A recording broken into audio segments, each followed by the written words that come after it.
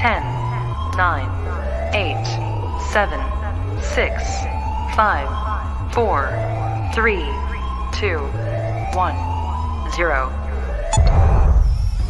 Look at what in my opinion, one of the best goalkeepers we need you to think you're going to be played against. So they want I'm a little bit worried about tomorrow's game. I saw a stat on Sergio He's gonna play at the night. That is the second. We only have two men now to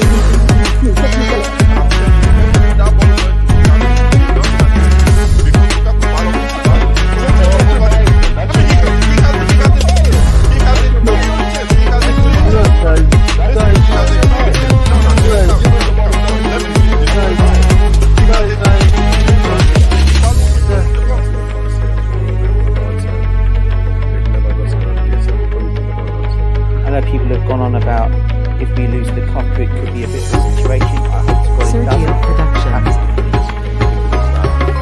Sorry guys, I'll do the next one. Big up. Welcome to the stream. I'm getting feedback again. Welcome to the stream. I hope you guys are all doing well. Welcome back. What a roller coaster, eh, lads? What a roller coaster it has been. This Lukaku story is a weird one, lads. It's a weird one because it's tearing not only the fan base apart, but it's really hard to understand what is going on. Because me as a Chelsea fan, yesterday, seeing the tweets by Fabrizio Romano, reading the quotes, it got me angry. And I reacted. As you'd expect, a fan would react. And then I saw a clip, which I've also posted. And that clip gave a bit of context to the way the conversation was, what he said and how he said it. And I kind of understood the reasoning behind what he said and how he said it. So I gave him the benefit of the doubt. And I retracted what I had initially said and what I had initially thought about this whole thing. And sorry guys, I've got a little bit of a cold. But then I saw some more information released today. And today's information is a lot more than yesterday's, so I'm not going to go through all of it. You've all seen it. And that took me back to square one. Because what he has actually said in this transcript is a lot worse than what he had said yesterday. And it's a little bit baffling.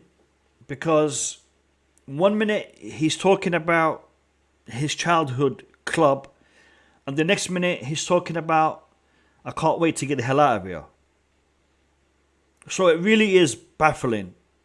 And you know, we're talking about context, we're talking about all kinds of things.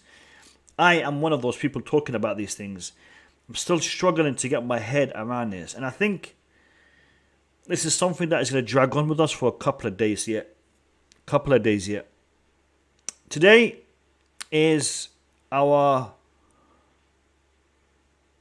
Boogeyman. I'm not sure what that message is. Everything good, Boogeyman? You good? I'm good. I'm MDT. I'll come back to you guys. I'll come back to you guys. So we're going to address the press conference. We're going to watch Tuchel's press conference for the Liverpool match.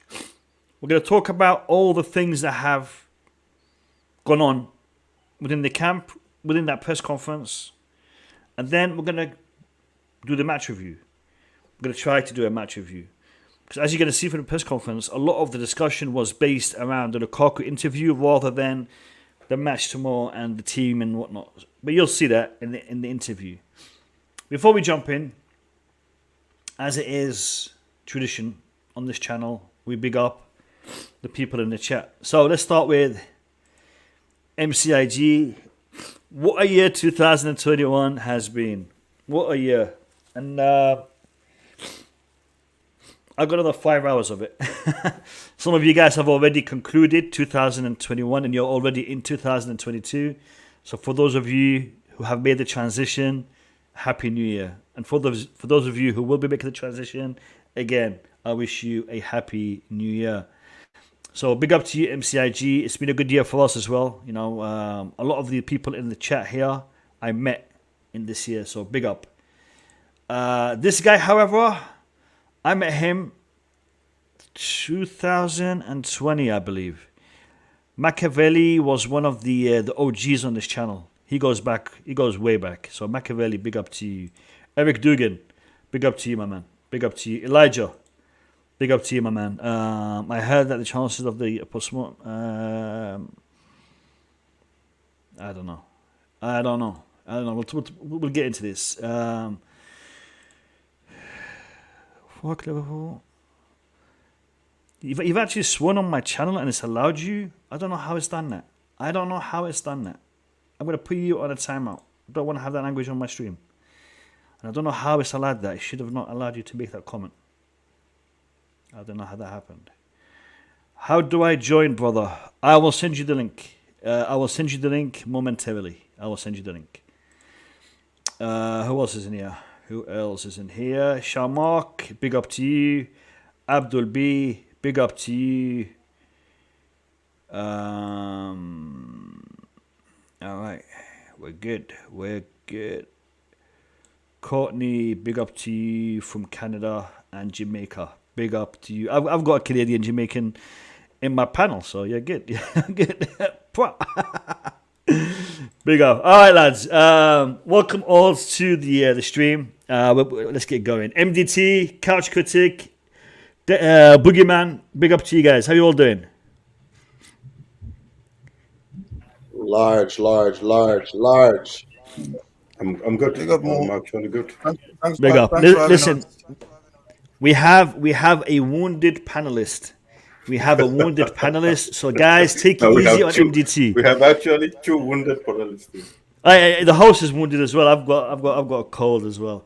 You know what? It's this tash, man. It keeps all the viruses next to my nose, and it keeps. I got to get this sorted out. I got to get this sorted out. All right, let me just send the link to VJ, and then we'll get going. Invite, copy to clipboard. Where is VJ? Let me have a look. Oh boy. There we go.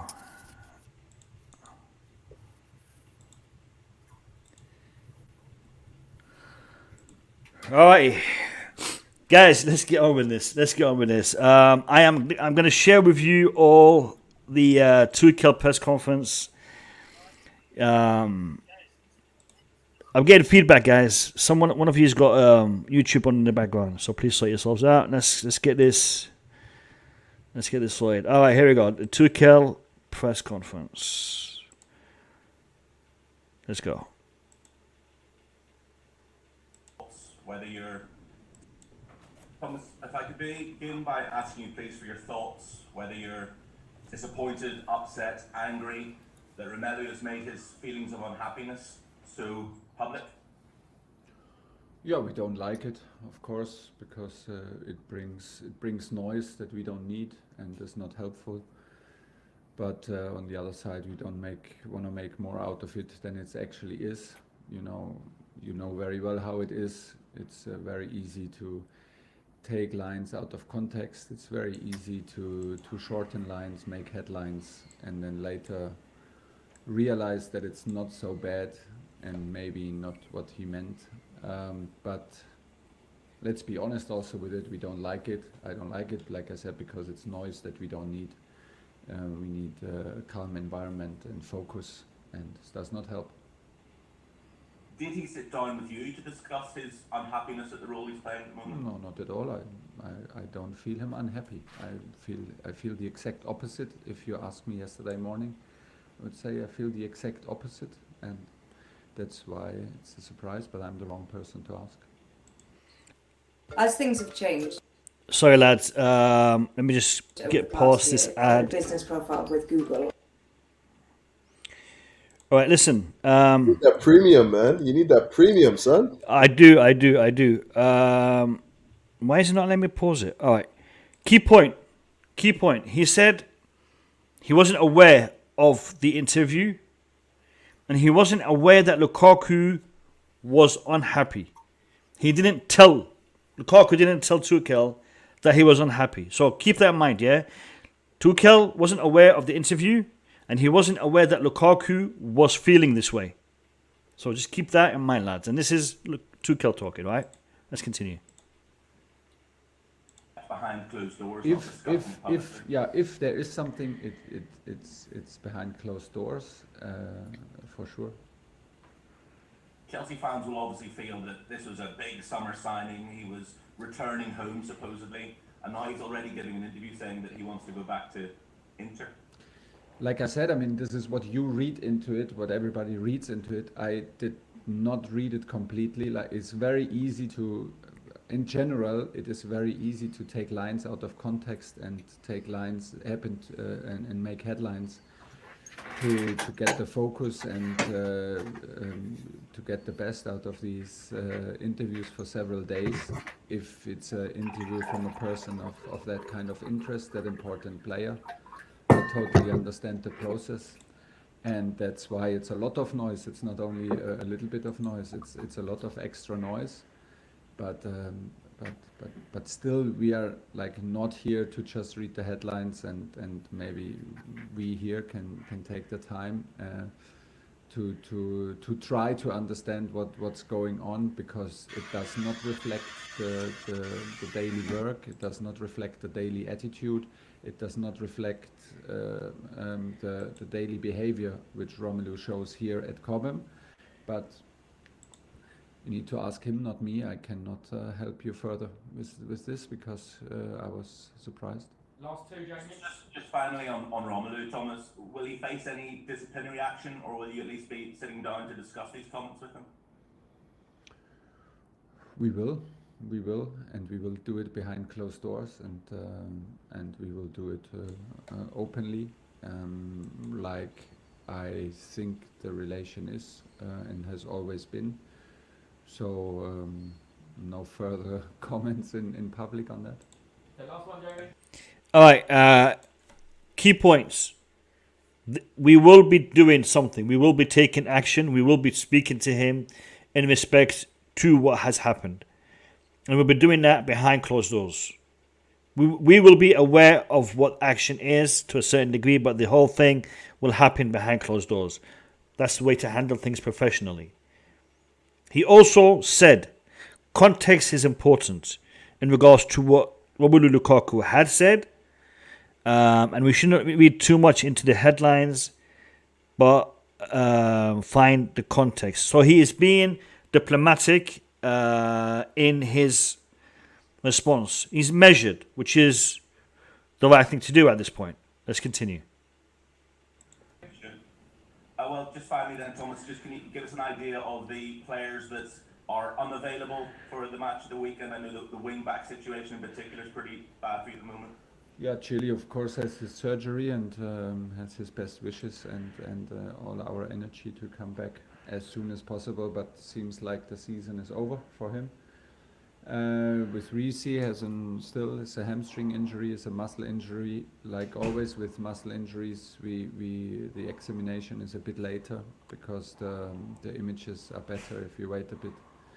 So images will be later today, I guess, and then we will know more about it. That's the situation on the two wingbacks. Simon Stunt, BBC. Hi, Thomas. I hope you're well. Just a couple from me. Yeah. Just in terms of Lukaku, you've answered very eloquently there. But is the noise around Lukaku louder because the team's results have not been what you want, and that is what happens at a club like Chelsea? Maybe it feels louder, but I think it would have been loud anyway with these kind of headlines. You cannot win enough to not talk about these headlines in media. I mean, this is today's world is today's world, and everything you say has a certain is out there in public. If you're like such a big player like Romelu, and he's an experienced player, and he surely knows what kind of value it has when he speaks out messages like this. I don't think that it would have another impact. Maybe it's a bit easier to deal with, of course, like everything, by the way, everything is easier, training is easier, press conference is easier, like everything is easier when you win, but this has nothing to do with that, so it would have been easier to deal with the noise, yes, but would have been the same noise, I guess. And just on a different subject, Sunday, your game will be the first in England to have legal standing at matches for some fans for many years, and I know fans stand at games, but this is something that has been part of the Bundesliga for a while now. It's a big thing for English football. Do you ever sense a difference in atmosphere when fans are stood up rather than sitting down?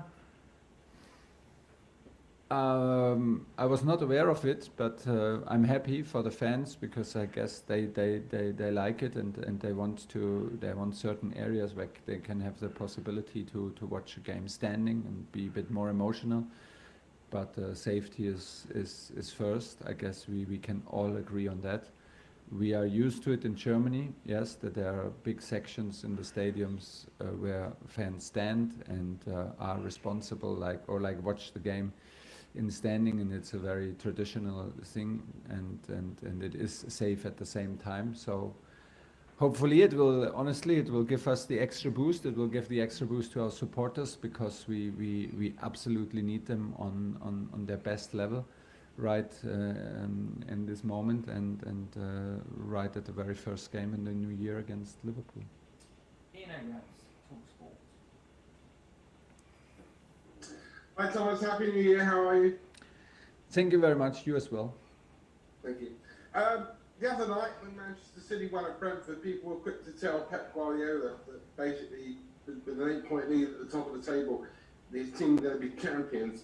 To that end, if you don't beat Liverpool at home on Sunday, are you giving up the title?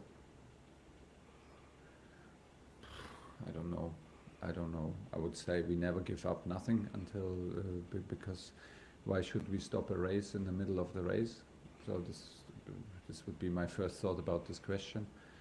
And the other thought is that we don't think about this stuff, because we think about who plays, what do we tell the team today, how do we approach the team. I know that you think a lot about this, but we never think about stuff like this.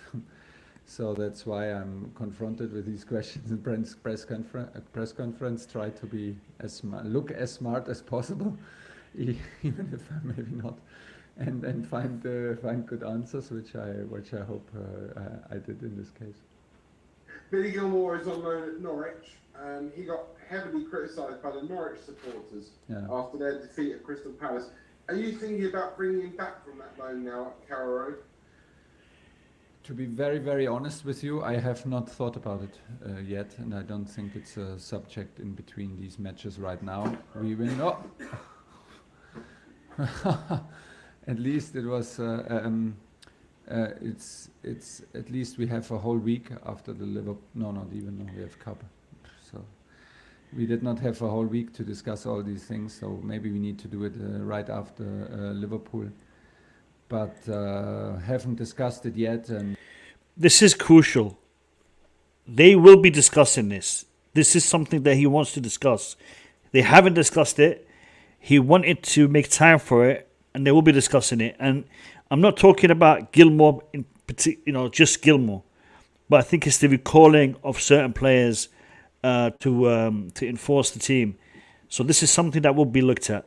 This is what I'm getting from what he just said. More, I have an information after he finished about a loan that's already been recalled. A loan player. Already been recalled? Recalled, all right, Chelsea today. All right, tell us after we finish watching this. Tell us about it. We'll get into it. Cheers. Thank you. All right, let's continue. And honestly, don't have a clear opinion on it right now. And just the last one from me, it is about Lukaku, kind of. How important is it for the harmony of your dressing room and the harmony of the club at Chelsea that you sort out the problem or the problems that he has? You sit down and you go through it with him, or is it a question of he's your employee, he does what you tell him to do? This entrepreneur brand logo was done by a top freelancer on Fiverr. It is simple. I know, Couch. I know. You don't have to keep saying that. It's not necessary to be always in harmony. It's absolutely Somebody donate, please. Somebody donate for Mocha so he can get the exclusive premium every YouTube. single day. Sometimes good to be on the edge. Sometimes good to be a bit like in disharmony when it is in between certain boundaries. The thing with Romelu is that I don't think that anybody in this building is aware that he's unhappy, and that what makes us very surprised about his statements. So first of all, we need to check, because I can see no reason why this should be like this. That is such a big statement. Nobody in this building knows why he is unhappy. So he hasn't told anyone, but he's told an Italian journalist because he wants the Inter Milan fans to know that he's unhappy at Chelsea. I mean, this is not me. This is not me. This is what Tuchel is saying. Tuchel is saying nobody at Chelsea knew that he is unhappy. Look at the faces he's making. Nobody knew. Nobody knew. Let's continue. And that's all I can say about it, and wait what Romelu says, and then we will deal with it. Okay, Niv Dobrak, the last question on the broadcast section. Hi, Thomas. Morning. Hi.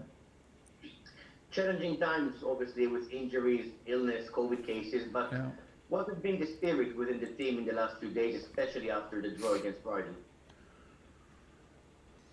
We were very disappointed, found a very disappointed team in the dressing room, angry, me myself also, upset, angry on the situation, on the result, on the decisions, referee decisions, we have the feeling that we invest a lot, we have the feeling that we squeeze the lemon, but it's like squeezing a little bit the same lemon over and over again, and we expect to be always a fresh juice out of it, and it's hard because we're so ambitious, and it's hard for the team to take these results and stay positive, because we are so ambitious and we know what we can deliver, and we know that we can play better, and everybody is fully aware, but everybody is trying hard, and it is not a matter of one click, obviously. And it's tough. We have now 3 games at home, I think, where we conceded late equalizers, where we dominate all statistics, where we have clearly better chances, and where we are purely unlucky. And it's a matter of 6 points that you lose, because you have 3 draws instead of 3 wins, and it hurts, because obviously with 6 points more, we would have a completely different feeling around New Year's Eve. But it's sometimes like this. It's also not the first time in my career, and maybe not the first time, and for sure not the first time in the player's career, to have days like this where things feel a bit more heavy than on other days. It is good then to go out of the situation if the situation and the small situation feels a little bit difficult and hard to digest, and still we are a bit in upset mode. It's sometimes good to make the focus a bit wider, look at the bigger picture, look at what we did in the year 21, and accept that we are in the right still in the right direction. We are still in development. We still have to learn to improve, and of course quickly, but but it seems to be a bump in a development that still is in the right direction. It's hard to accept for all of us because we're ambitious, but it's what it is.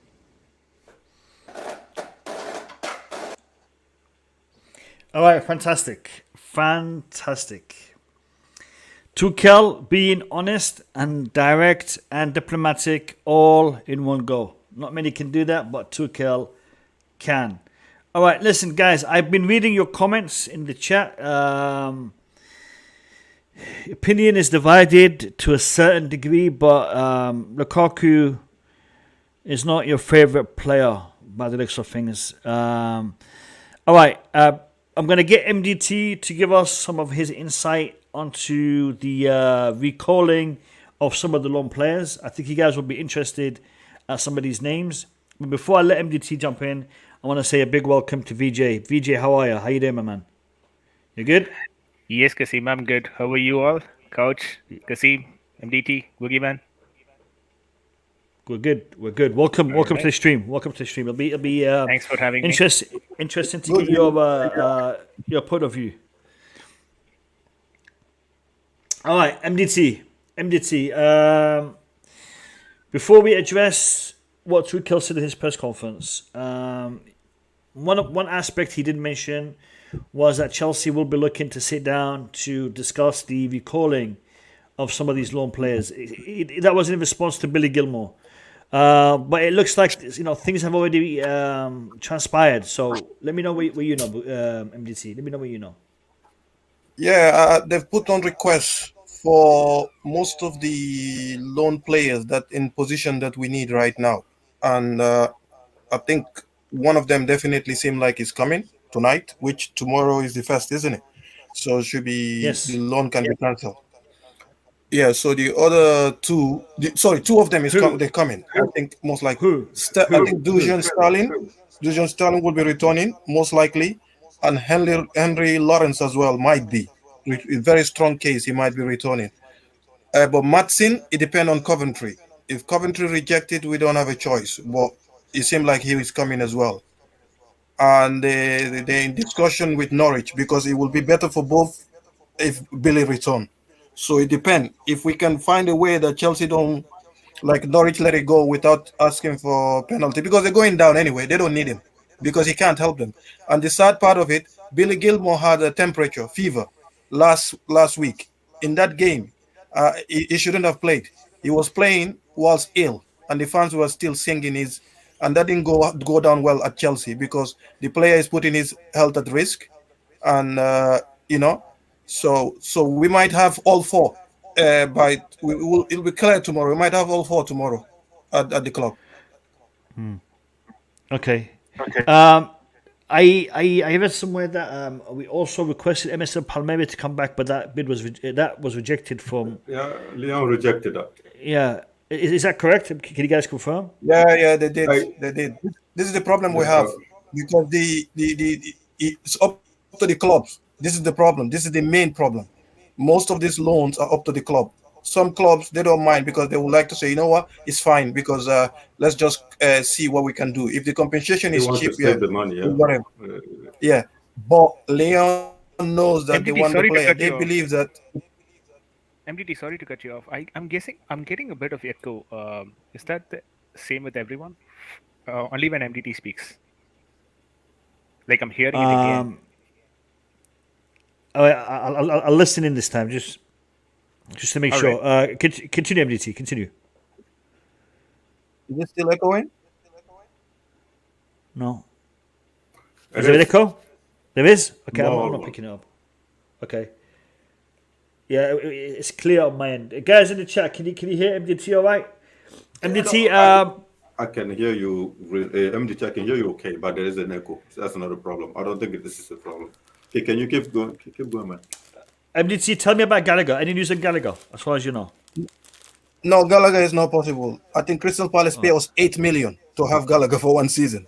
So we're not going to return that money back or whatever. So, and Gallagher is not possible. Gallagher is not coming. We're looking at the players that can sort the issues out immediately.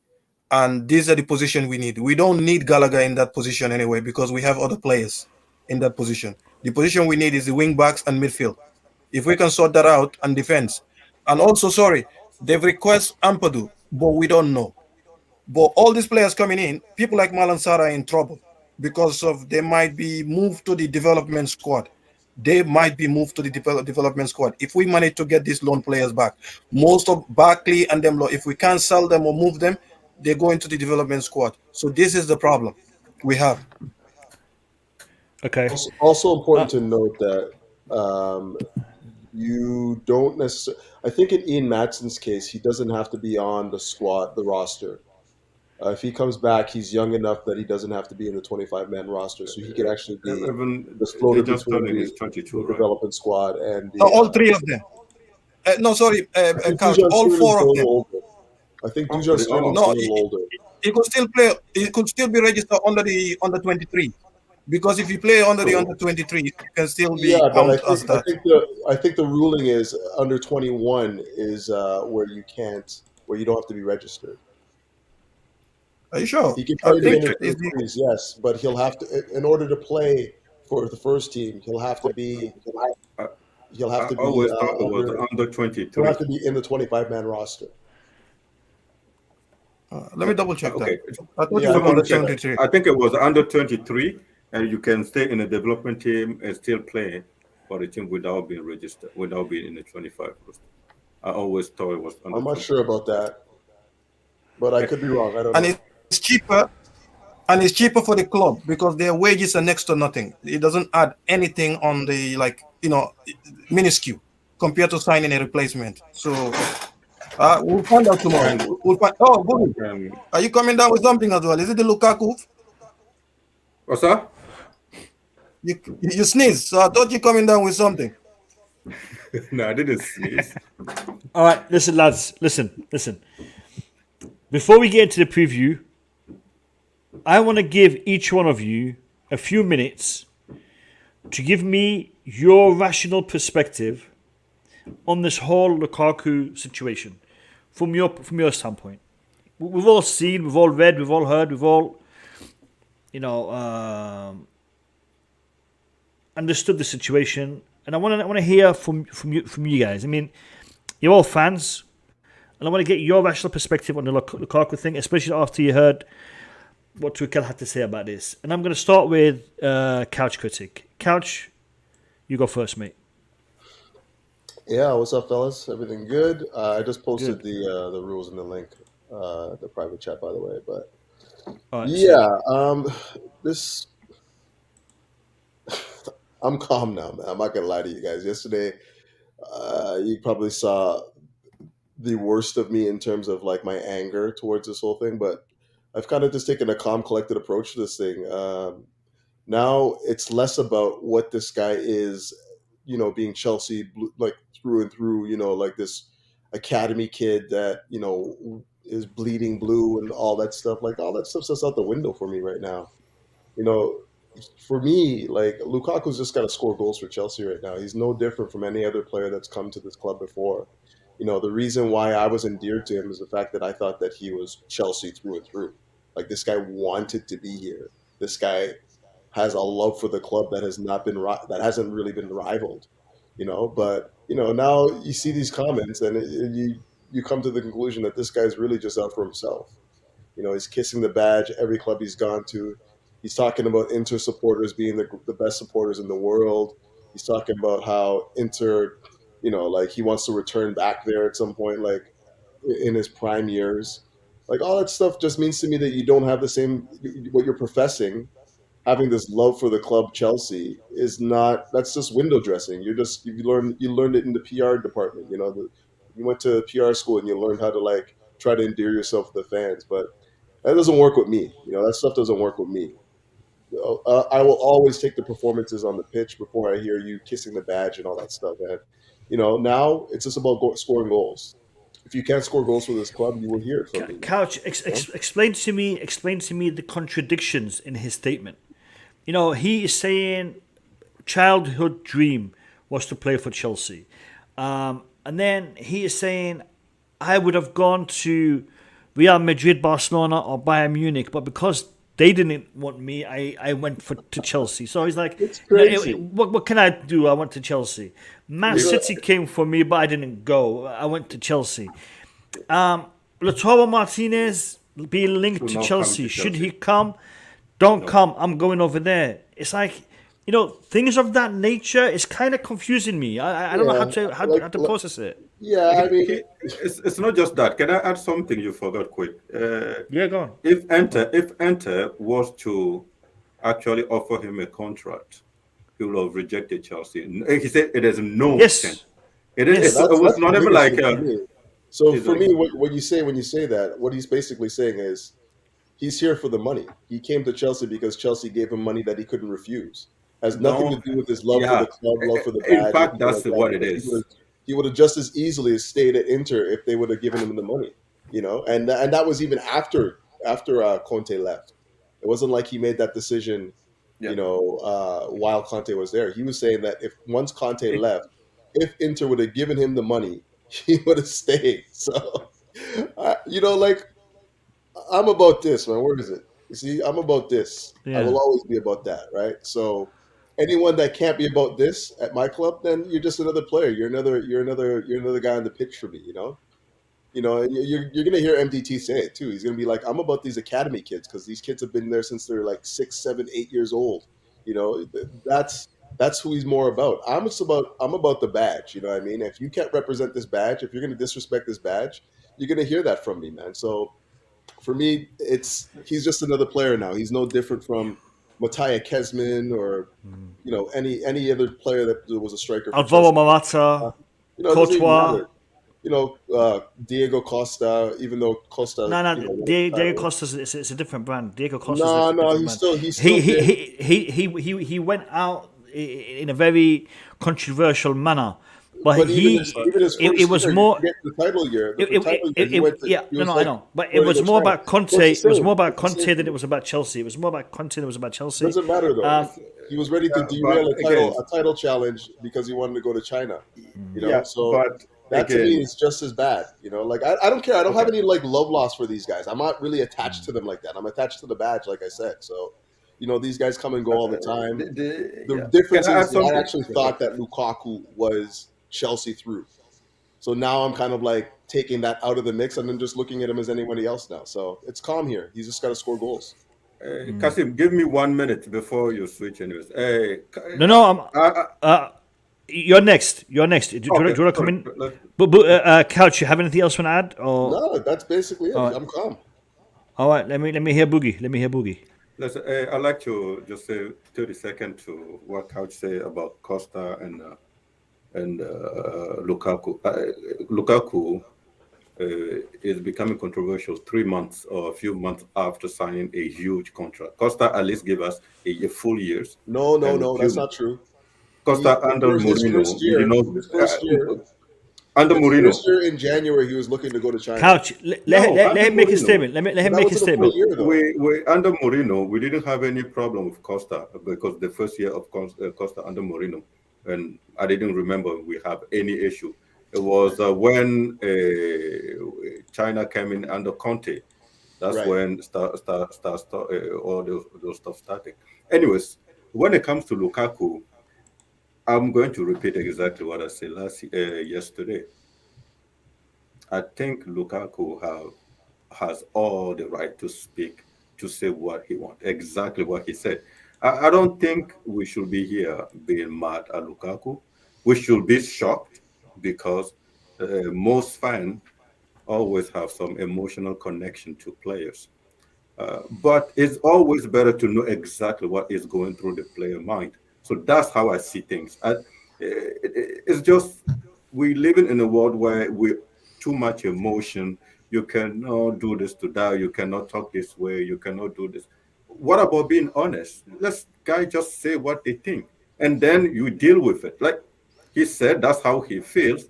At least we know now how he feels. We should all be thankful that he speaks. Question, Boogie. Sorry to interrupt your question. I understand. This is how he feels, and he wanted to express how he feels. He was also speaking to an Italian journalist, about his experience with Inter Milan. Therefore, I can see him praising Inter Milan. I can see him praising the fans. I can see him trying to connect with his former club. No issues there. No issues there. I mean, the fact that he was there for only 2 years and he's making it look like, sound like, he's always been there for a decade, and, his heart, his soul, his DNA is Inter Milan. He's making it sound like that, but that's okay. No problem. No problem. You are still a Chelsea fan. Sorry. No. I misspoke. He's not a Chelsea fan. You are still a Chelsea player. You are still a Chelsea player. Okay, if you are a Chelsea player, show the same kind of respect for the team you are currently representing. At least, you want to speak freely, but at least inform your club that you're about to do this. At least give them a heads up that you're about to drop a couple of bombs in the media. Don't put the club in this situation. He says, I want to be professional. Okay, be professional. Do it in a professional manner. Boogie, like I said, a lot of what he has said might have been spun out of context. Like we saw yesterday. Because yesterday, when he was talking about his... he was unhappy with the system and whatnot, that was largely spun out of context, the way that it was reported. He did say he was unhappy, but he wasn't saying it in a way that he was unhappy with the system, as in he was unhappy within himself, that he hasn't adjusted to the system. That's what he was implying. It was spun as in a different manner. When he addressed the Inter Milan fans at the end of the interview, he addressed them because the reporter asked him if he had a message to the Inter Milan fans. But for him to say those things, I don't have an issue with it. But then when you look at what he had said during that interview, the 30 minutes of discussion, the way that he was jumping between Chelsea and Inter, he talked like he was Inter Milan, not Chelsea. If he goes to the bank and picks up his paycheck, it doesn't say paid by Inter Milan, it says paid by Chelsea. They are the ones who are paying you your salary. They are the ones who are supporting your family today. They are the ones who are paying your bills. So show a little bit of respect for them. I agree with you 100%. He can speak, he can talk. Yeah, that's what I keep saying. That's how he feels, and why Chelsea will try to you said something like he went there and say stuff or whatever, all those comments against Chelsea or support Inter fan. That's his freedom. That's his liberty. He can, my point is simple. Right now, I have my parents. I have my own parents, and I have friends. I have other men that shape me. Like I live with my uncles and all those things. As much if my uncle did better for me than my father, I still can say I love my father. It should not be hurting my uncle. I just don't see. I don't like. He is free to speak his mind. He loves Inter fan. At least now, we Chelsea fan, we know he loves Inter fan. So then we move on with our life. Okay, Lukaku, get on the field, play, and we move on. There's no more to say about it. We know, but if Lukaku come now to apologize, that's when I will start being mad because we know exactly how he feels. He should not apologize for it. We move on. We're all adults, right? He's 28. It's not a mistake. Yeah, whatever he said, you can notice that even the journalists give him a lot of chances to change his mind. But no, 100%. We know how he feels about Chelsea. We know how he feels about the couch say it's all about money. Yeah, don't come here tomorrow telling us it was never about money. Then that's when other fans will get mad. We know why you are Chelsea. Chelsea double your wages. That's why you came in. But also, Boogie, just to jump on the back of that, also when Romano or whoever the interviewer was asked him about his how he's feeling, he immediately went into the fact that he's not happy with the situation at Chelsea. That wasn't what he was asking. He was asking him how he felt physically, and he actually said, "I'm not happy at Chelsea. I'm going to try and fight through it, but I'm not happy right now." So twice when someone in that asked me, one yeah, question, he said the exact same thing. You know, so for exactly. me, that's So if someone asked me, that to me means that he's putting the spin on the PR. Like he wanted to get that out in the interview. He wanted to say that because he wasn't asked he about knows like what whether he's or not he doing. likes Yeah. Tuchel's system or anything like that. Couch, Purposefully, he said that twice. one thing, Couch is spot on there because Lukaku is a very intelligent person. He is a very intelligent person. And I believe he is using this interview to pass on a message, to influence certain decisions that he is currently working on. We are not we don't have access, we don't know everything that's going on in the man's life. The man might be trying to work things out. No, we still don't.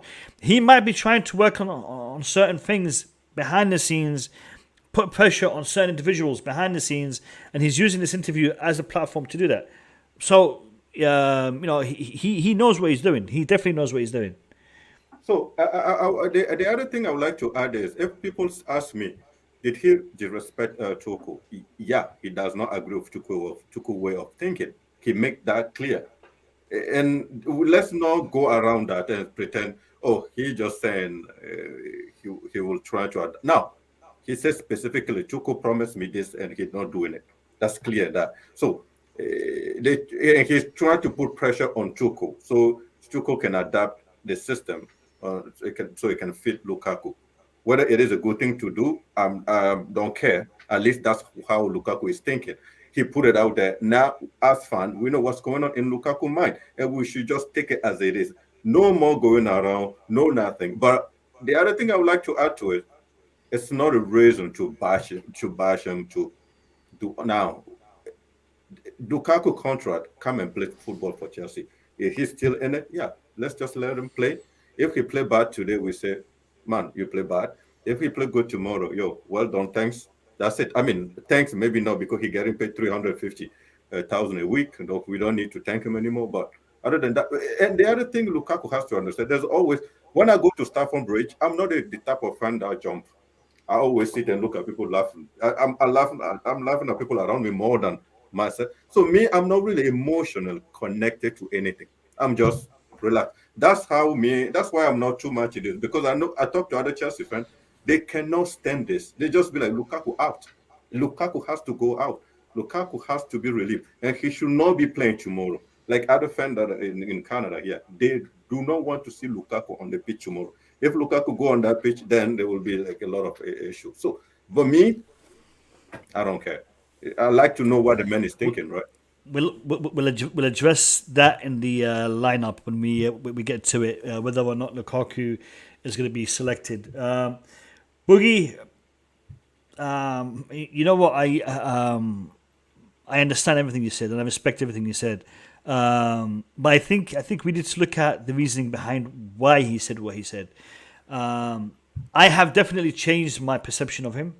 Since the last couple of days.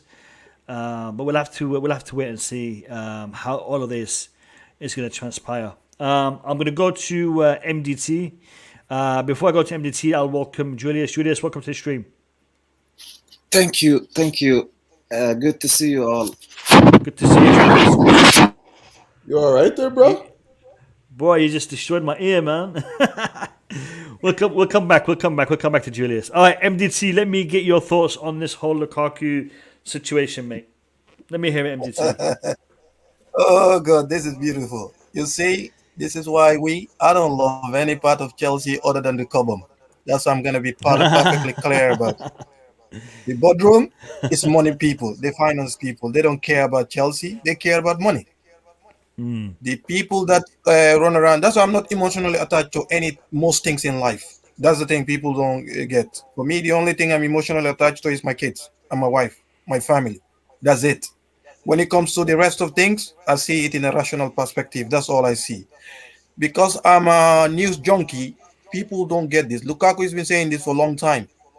And I was like, wow, why are people not picking on this? But it's been going on for the past 2 weeks. Each time he speaks to the media, even in England here, he's been putting a subjournalist about this. I don't understand why people, that's why I didn't react. Even the Inter thing.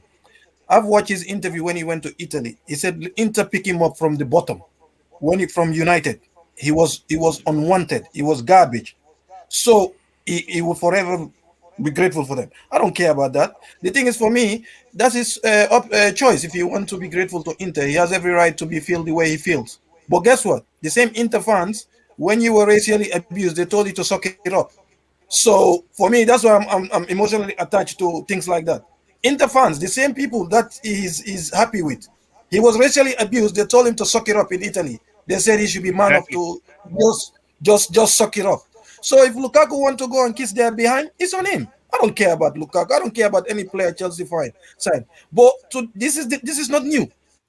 Any expensive Chelsea signings, when they're not happy or even when they're doing well, they've all given interviews and be nostalgic about their clubs.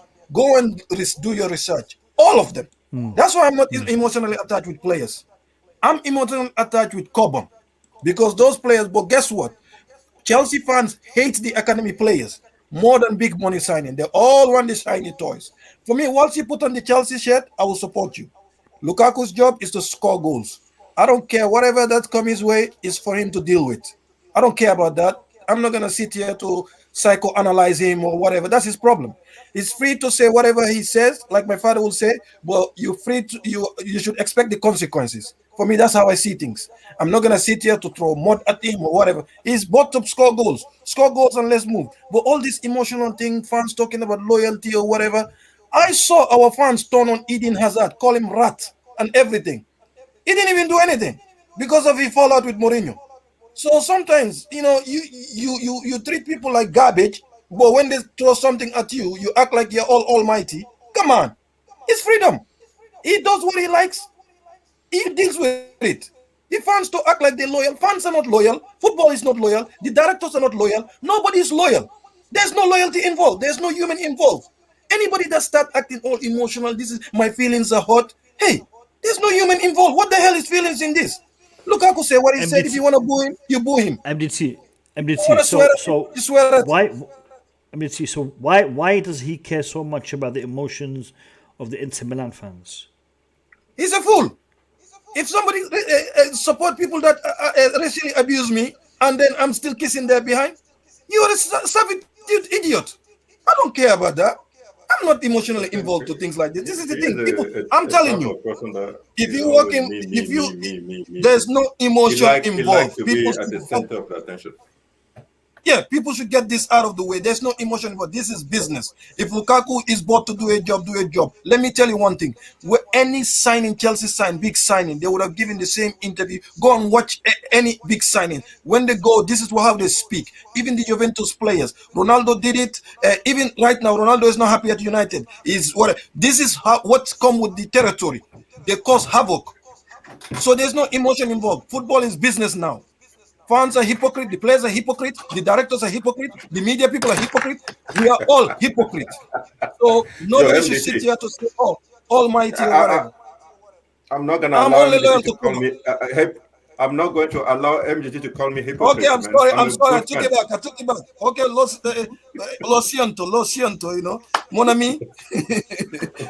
Okay, I'm just saying this. I was like, when I had it before, I was disappointed. I'm like, what the hell are you talking about? I saw you when you came to Chelsea at 15 or whatever. Then later, I did psychoanalyze. I thought about Tammy Abraham. Tammy Abraham is a Cobham kid.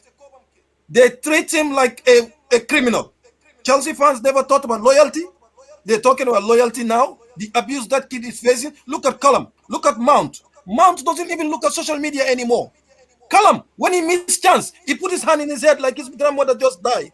Because the kid is wrecked. No confidence. Fans are talking about, my feelings is hurt. Lukaku out. Lukaku this. Hey, suck it up. I don't care about Lukaku or care about your feelings or whatever. Suck it up. Okay, Lukaku score a goal. If you don't score a goal, deal with it. No need for some idiot to go and racially abuse him. I don't agree with that. To go and to abuse him like Arsenal fans did to Adebayo, because I was there. What they told Adebayo, nobody spoke about it. They were racially abusing Adebayo for 90 minutes. But the journalists accept it. Okay, so I don't want that. Okay, but you can throw anything at him, he deserves it. If you don't, whatever. Guess what? As far as Lukaku is concerned to the club, Lukaku right now is an asset. It's over 140 million value to the club. If a fan think a club will lose that, you are drinking something with milk in it, because you have to check yourself. All right, We have to. MDT. What action do you think the club will take against Lukaku, if any? Fine him. Based on the. Fine him as much. You go on. Fine him as much as possible. Okay, fine him as much money as possible. But one thing we need right now is for him to do the job we bought him for. That's it. I don't care about his whatever. That's all. All these things, the media like it right now because Lukaku is an idiot. He calls it. Okay, but right now I don't care about that. I care just Chelsea to perform, and also the fans to realize that they're getting rid of a lot of academy players they've been abusing. Let them think about loyalty. Let them think about emotions. Let them think about those people's feelings. Lukaku says something, your feelings is hot. You don't care about young players, 20, 21-year-old, you're abusing online. You're going on shows, swearing them, calling them names. You're talking about emotion. You're talking about feelings. He hurt this. He should get out of a club. He should do this or whatever. Come on. I don't care about Do you know what I'm thinking right now? I'm thinking VJ has to go onto the stage after you. How the hell is he gonna follow you after this, man? I'm thinking VJ's in trouble, mate. Just so you know, VJ, I always have to do this. Follow everyone else who's already spit all the venom, and then he puts me on the timeline to clean up, and there's nothing left for me. So good luck with that. What is the name of the Belgium? He's black, and he was his contract is not going to be renewed. That's why. Petr Cech. What's that? That's why. That's why. No. No, he's 23. He came here when he was 15, and he got any injury. You're talking about Musonda. Oh, Musonda. Charlie Musonda. Okay, tell me about loyalty, man. Okay, exactly. But let me tell you one thing again. Charlie Musonda, even his medical rehab, Chelsea didn't pay for it. He went and took his own money and paid for it in Dubai. You didn't hear Chelsea fans talk about loyalty. You didn't hear the board talk about, because guess what? There's no human involved. They put money first. So I don't want all these BS feelings or whatever. No, this is business. Exactly. Chelsea is not innocent. They're a corporation.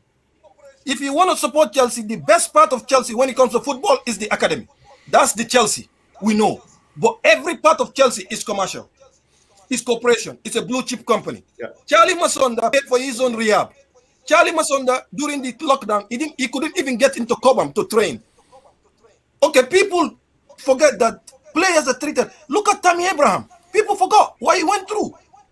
They forgot everything. Fans are the worst of the worst when it comes to treating players. So Lukaku can deal with it. It's up to him. But I don't care about his feelings. I don't care about the fans' feelings. I don't care. For me, it's the welfare of the academy players for them to come into Chelsea and do their best. For me, they are the future of Chelsea financially, football-wise, and everything. If you want to support Chelsea, you think you're a proper Chelsea or true blue. It's the academy. People in the chat. MDT has a sore throat today, and he's doing this all for you guys. You better be smashing that like button. You guys better be smashing that like button. Right now, man's got a sore throat, you know. He's got a sore throat, and he's giving you this much love, man. Big up MDT. Listen, let me get VJ in here, man. Let me get VJ in some trouble, man. VJ, let me hear your thoughts on this. Big up MDT. Well done. It's going to be really difficult to follow that, MDT. Very good thoughts from MDT, Boogeyman, as well as Couch Critic. First thing that I wanted to let you guys know is this probably is going to be a two-part conversation. One is on Lukaku, and the other one is on how Tuchel reacted to it. This is what I'm going to say. With respect to Lukaku, I had a different opinion towards Lukaku. Not just me. A lot of fan base had a different opinion towards Lukaku. We all expected that particular fanboy of Lukaku, of Drogba, who wanted to play in the Stamford Bridge, a bit of emotional attachment to that. Yeah, of course, you can say that Chelsea, end of the day, is a business, and people as a community just support it, but then end of the day, it's a business. You can still argue that fact, but then a lot of people look at it from an emotional perspective as well. And I was one of them as well. And we had a different expectation out of Lukaku, and we all expected probably Lukaku is going to end his career here because he's already 28 years. I'm not sure how long he's going to have his prime. So if he's talking about going back to Italy on his prime days, then he's probably talking about 2 more years from now. That's probably what I can think about it. But keeping that aside, when he says he wants to go to Italy, and this is the right time to talk about it. I don't know what he means by this is the right time to talk about it. Which is the right time? Like the December month when your team is not even performing, it's very difficult for the team to even put up 11 people, 12 people together and go for a game. Is this the right time for you to talk about it with the Inter fans and tell them how much you love them? I get it. You left them. You should have left them in a better position. You wanted to clarify that. But what makes this the right time? I don't understand. That's one thing. And the second thing is we have this. I'm not sure. I'm from a different nationality, so maybe the things that I look from it could be a different perspective from the UK guys who have a different law altogether in terms of their countries. For me, right of information, right to freedom of speech, and all this. Yes, it does have a lot of value. But then you should know what to talk in a public forum. You should know what to talk in a private forum. You should know where to talk when. And see, I come from a consulting background. I have my clients. And when I talk to my clients, when I talk about my clients in a public forum or in the media, I get chucked out of my company. I get chucked out of my firm. Because that's the NDA that I've signed with my firm. Right? That's the legal obligation that I have signed with my client. When I talk about them in a public forum, that impacts them. So that's wrong for me, right? So in a club like Chelsea, or not even Chelsea, right? In a club like this, or a Premier League club, there are definitely these sort of agreements that are already in place before you go to a public forum and talk about it. I think there is a bit of breach that he's just performed, and I think there will be a financial repercussion associated with it. But I also don't. I'm against the idea that he shouldn't be playing in the next 4 or 5 games. No, he should be playing because that is what we paid him for. That is what he is here to do. So he probably has to do that. But at the same time, he also should be fined for the way that he spoke in the media and should know how to better communicate himself as a 28-year-old person in the media about a club when it is talked about. And the second part of my conversation that I wanted to actually bring about here is on Thomas Tuchel. The way that he reacted today to that situation, that showed why he is the manager of a club. Very optimistic, knew exactly what to say, knew exactly how to react to the situation. He said, you know what, I'm not going to take this in a public forum, but then we'll definitely discuss about this. No one actually knew that Lukaku had some problem. No one in the building knew that he was unhappy. Had we known that, we could have done a better job at that. So we'll talk to Lukaku, try and understand what exactly is the issue, and then try and sort it out. That's how you should deal with situations. And if a manager can talk like this in a press, I don't think so. He is he would be stonewalling players from not talking to him, not approaching him. So you basically did not have this conversation internally with Thomas Tuchel before you came to the media and spoke about it. From this conversation, what you've basically achieved is that you've pitted Thomas Tuchel against the board. That's what I think. Because end of the day, if board weighs Tuchel versus Romelu Lukaku, the financial value that Romelu Lukaku has in the bearings of the club is far more higher than whatever Thomas Tuchel has. Probably 3.5 million, 4 million maximum for a manager. I would question that. Only because Lukaku's value is his value on the pitch first. He's got to score goals for this club. If he backstops us to a title or something like that, completely different story. But other than that, he's not more valuable than a manager that won you the Champions League. Not at this point. As a financial asset, rather than as a Yeah, but I don't think that what he's done now is put him against the board based on that though, because they're going to look at this thing objectively and say listen, I'm not going to unless Lukaku becomes this dynamo of a striker.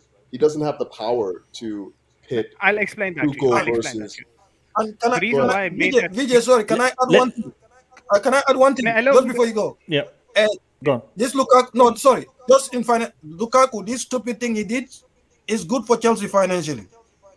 They could easily take $1 million of him, $1 million or $2 million. So he can deal with it. For me, I don't care about Lukaku or what he feels. Financially, Chelsea will make money off his stupidity. Don't worry about that. Yeah, definitely. It's just the implication on the pitch. That's what I'm worried about. That's all. But financially, he'll be fine.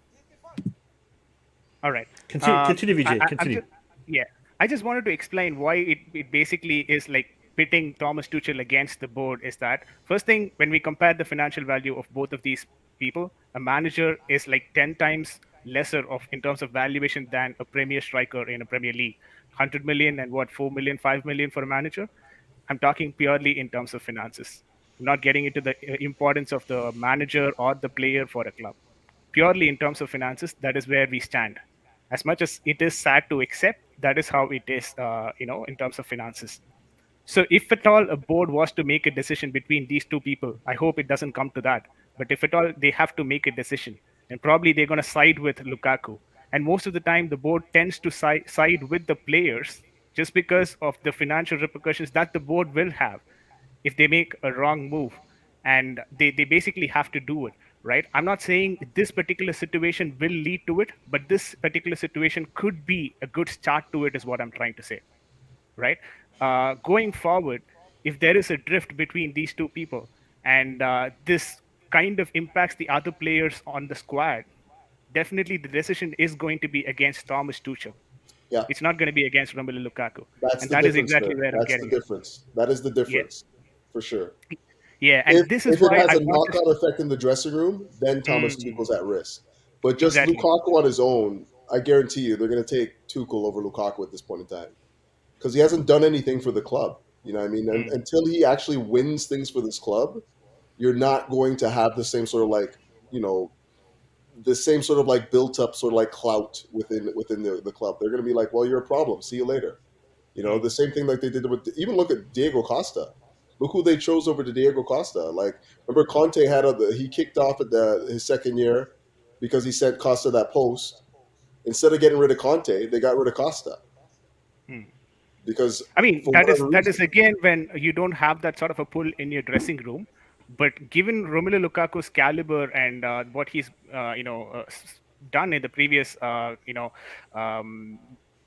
previous performances in the Premier League, he's got a good contact base. He's got a good environment with his own players. You cannot, I'm not sitting here and saying he's going to definitely affect the dressing room. But if at all that happens, that's a bad thing for Thomas Tuchel, more than that of Romelu Lukaku. It's not going to probably impact Romelu Lukaku. And what this basically does is also that, like when we have 11 players on the pitch, Thomas Tuchel every single match now is forced to play Romelu Lukaku. Even if he performs, thank God he's performing good. Even if he doesn't, we're still forced to do that every single time, right? Because he's spoken about it, and we need him on the pitch. Otherwise, it would look as though it is probably a punishment for what he's talked, right? And Tuchel wouldn't want that in his page for it to be dealt with. So basically, he has only 10 people that he can implement his tactics and anything with, right? So for me, I think he's added a lot more pressure to Chelsea Football Club than what we already faced. And that is why I hate what he's basically done.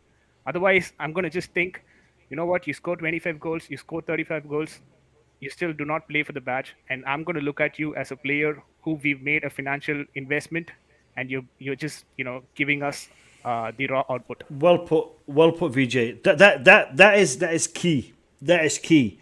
You see, I'm actually impressed, Vijay. You did all right. I was worried about you coming on after MDT, but you did all right. No, Vijay, you smashed it, mate. We need to approach it in the following manner. This is an asset.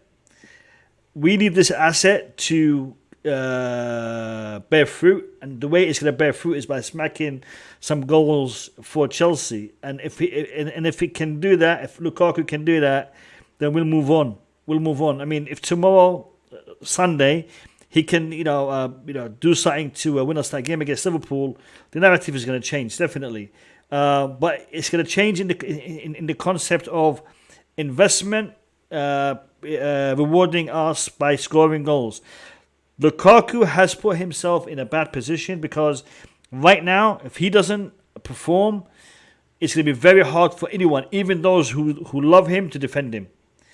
He needs to start performing. He needs to start paying back the money that we invested in him. And the only way he's going to do that is by scoring goals and by winning us matches. MDT said we need to distance ourselves from the emotional attachment to certain players. And I think Lukaku is one of those players that we cannot invest emotional attachment in. Yes, we did, because he played that game of him being Chelsea through and through when he came. But obviously, with this interview, we now know his heart lies elsewhere, and that's fine. He doesn't have to be a lover of the club. He can have emotions and attachments elsewhere. While you're here, you're getting paid by us. Do us the job. Thank you, VJ. Let me hear. I think that was the major disappointment, right? And did everyone actually expected him to be Chelsea through and through? Had it come from someone like someone else, it wouldn't have had this sort of a value. Right? I agree, and it was. I said this to Boogeyman yesterday. I said to him, because Boogeyman was like, yeah, this, and I was all like, really, really upset. And I said to him, maybe because I had put Romelu Lukaku, his standard, his love, his passion so high that when it dropped a long way. But for Boogeyman, he had him under the chair. He had him down there on the floor somewhere. So he didn't have to fall that far. So for him, he said what he said. For me, no, it's because I actually put him on that pedestal and he fell. VJ, thank you for your insight. Finally, we will hear from Julius. I know Julius has got some controversial thoughts on this, but let me hear it, Julius. Welcome to the stream. Give me your thoughts on this whole Lukaku disaster story. Honestly, everyone said things that I would have said. I couldn't disagree with any statements from Dennis. You now know how Couch Critic feels, because he's always going last. yeah. So I want to say that I'm not surprised at all. This guy is a selfish guy. I know it's all about money and it's all about business, but there are players out there who we've had outside the academy who actually genuinely had feelings to the club, to the fans, and they were loyal. And it wasn't only about the money. However, with Lukaku, he betrayed every single club he played with. He's kissed the badge of every single club, and he's said good things and bad things of every single club he played for.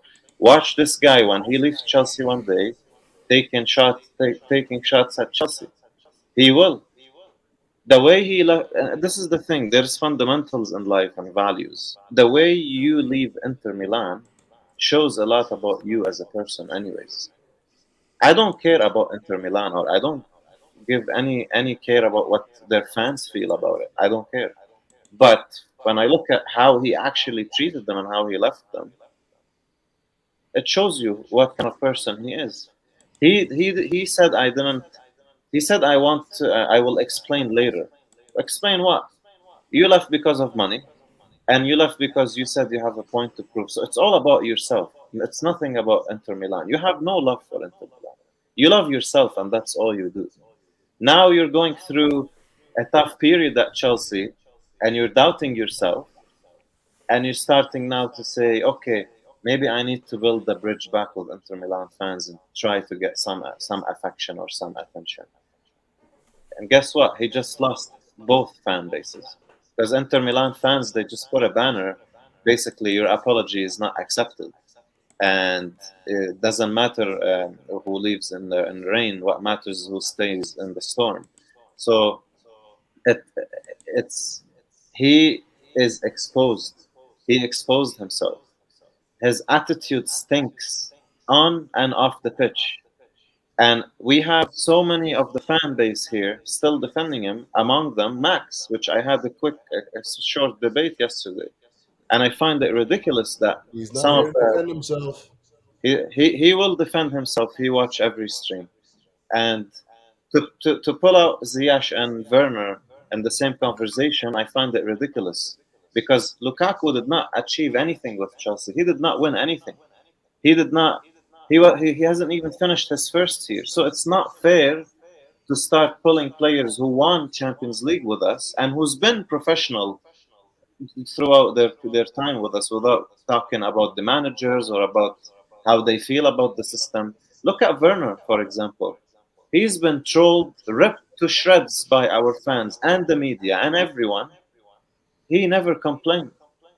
He put his heads down. He goes do his thing.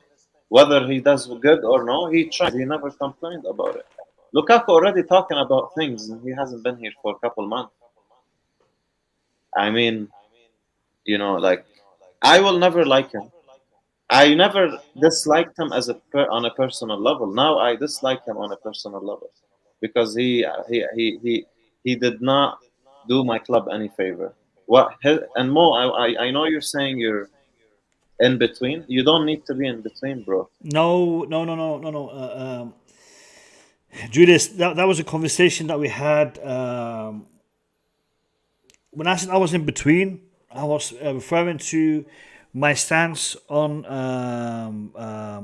Lukaku. I'm not in between on the action. The action has become clear to me, and it became clear to me at 9 a.m. this morning when I saw how it impacted Thomas Tuchel. Because regardless of whether he said it in one context or another, it had a very negative impact on the club and on Thomas Tuchel, the man who is tasked with winning us this league, these trophies, getting us some success this season. That interview had a negative impact on him. Now, Thomas Tuchel did also try to put it into context and try to be diplomatic about it. Okay, so I'm not torn about whether the interview was right or wrong. The interview was wrong. Did he intentionally try to disrespect the club and the players, the club and the fans? I would say no. He did not intentionally do it. Did he do it? Yes. Was it intentional? No. Did he put a rift between himself and the fans? Yes. Him and the club? Yes. Was he acting professionally? No. Did the club sanction this? No. Did the interview achieve what he wanted to achieve? Which is the narrative that he was saying, I wanted to mend bridges with the Inter Milan fans. As you clearly and rightly said, it had the opposite effect. It had the opposite effect. So the whole thing is bad. It's wrong. My where I am on the fence is, did he do this intentionally or not? I don't think he did it intentionally, as in disrespecting the club and the fans on the Chelsea side. But it has had that effect, and you can't excuse that. You cannot excuse that. No, you can't. But no, I wanna mention something, and I want it to be very clear. He did not mean it, but it doesn't matter because he when you're someone who with a big ego and you're so selfish, basically, you don't realize these things. He enjoys himself, you know. He wants to talk about these things, and he just never thought about the consequences. This is his dopamine shot, basically. It's not the first time he's outspoken like that. You know, this guy is so selfish. He does not think of any consequence. He's a smart man. If he puts his head to it and thought about the consequences that would have happened after he says something like that, he would know that this is going to backfire at him. Tuchel's reaction, he had no idea about the interview, and he did not have any conversations with Lukaku about it yet, as of the time he did the press conference. And of course, Tuchel is going to try to protect Lukaku and say he didn't mean it in a bad way, or it was taken a little bit out of context. Nothing is taken out of context. The media is not spinning anything. The timing is sneaky, though. I'll tell you that. The timing is a little bit sneaky. But nothing is taken out of context, and no drama added. He said what he said, and it's pretty accurate. The translation is not wrong. So, bottom line, I don't want to take too long. I just want to say something, Julius. I'm not sure if people watching the stream know, but you are half Italian. So for you to say the translation is not wrong, you are talking from a strong base. You are Italian as well as Lebanese. Yeah. Yes. So the point I'm trying to make here, and MDT made a very strong, he gave a very strong opinion, and I completely agree. It's all about money. It's all about themselves. The only thing I will disagree with MDT here is that not every player is here just to make money and leave. Some, I truly believe, some are actually loyal to the club. Like not everyone, like you're not, if you're not from Cobham, doesn't make you only about the money. You can still love the club, right? I believe Azpilicueta is one of those players, for example. So, but I completely agree with MDT. Remember, Mo, I said something about Tammy Abraham in the summer. Why are we getting Lukaku when we have Tammy Abraham? People were laughing because I believe Tammy Abraham would have had the exact same impact as Lukaku. But Tammy is from Cobham. He doesn't play for any other team. If Tammy was playing in any other Premier League team, mid-table team, scored 15 to 16 goals a season, they would have said, "Oh my God, this guy is sick. Bring him to Chelsea with a better team. He'll score more goals." Or if he was ripping the Serie A to shreds like he's doing it with Roma now, even though he left in very tough circumstances, our fan base would have rated him a lot more highly because he's from the academy. He's looked down at. He's not given enough respect. I'm not a big fan of Tammy Abraham as a footballer, I'm saying, but Lukaku is not that much better than him. Yeah, I can't say I totally agree with you about Tammy Abraham because Tammy Abraham struggled.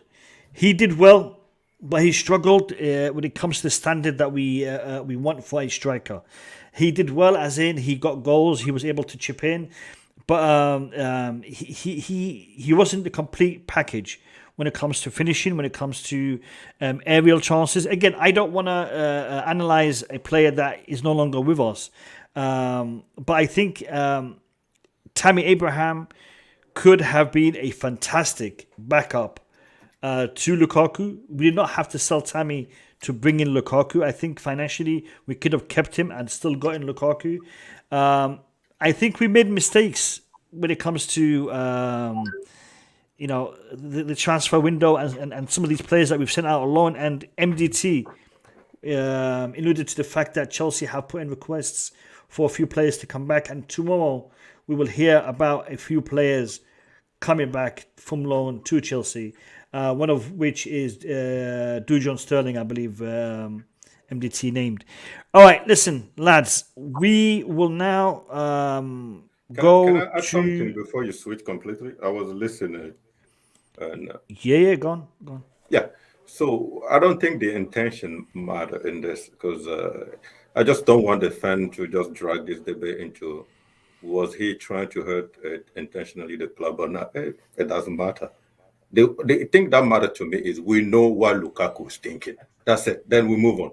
Then we are adult. From there, we know how to behave when Lukaku is around or when he plays. It's just pure business. It doesn't matter. Because if we start jumping into that trend, intention, was he trying to do this? Who cares? That's what he's thinking.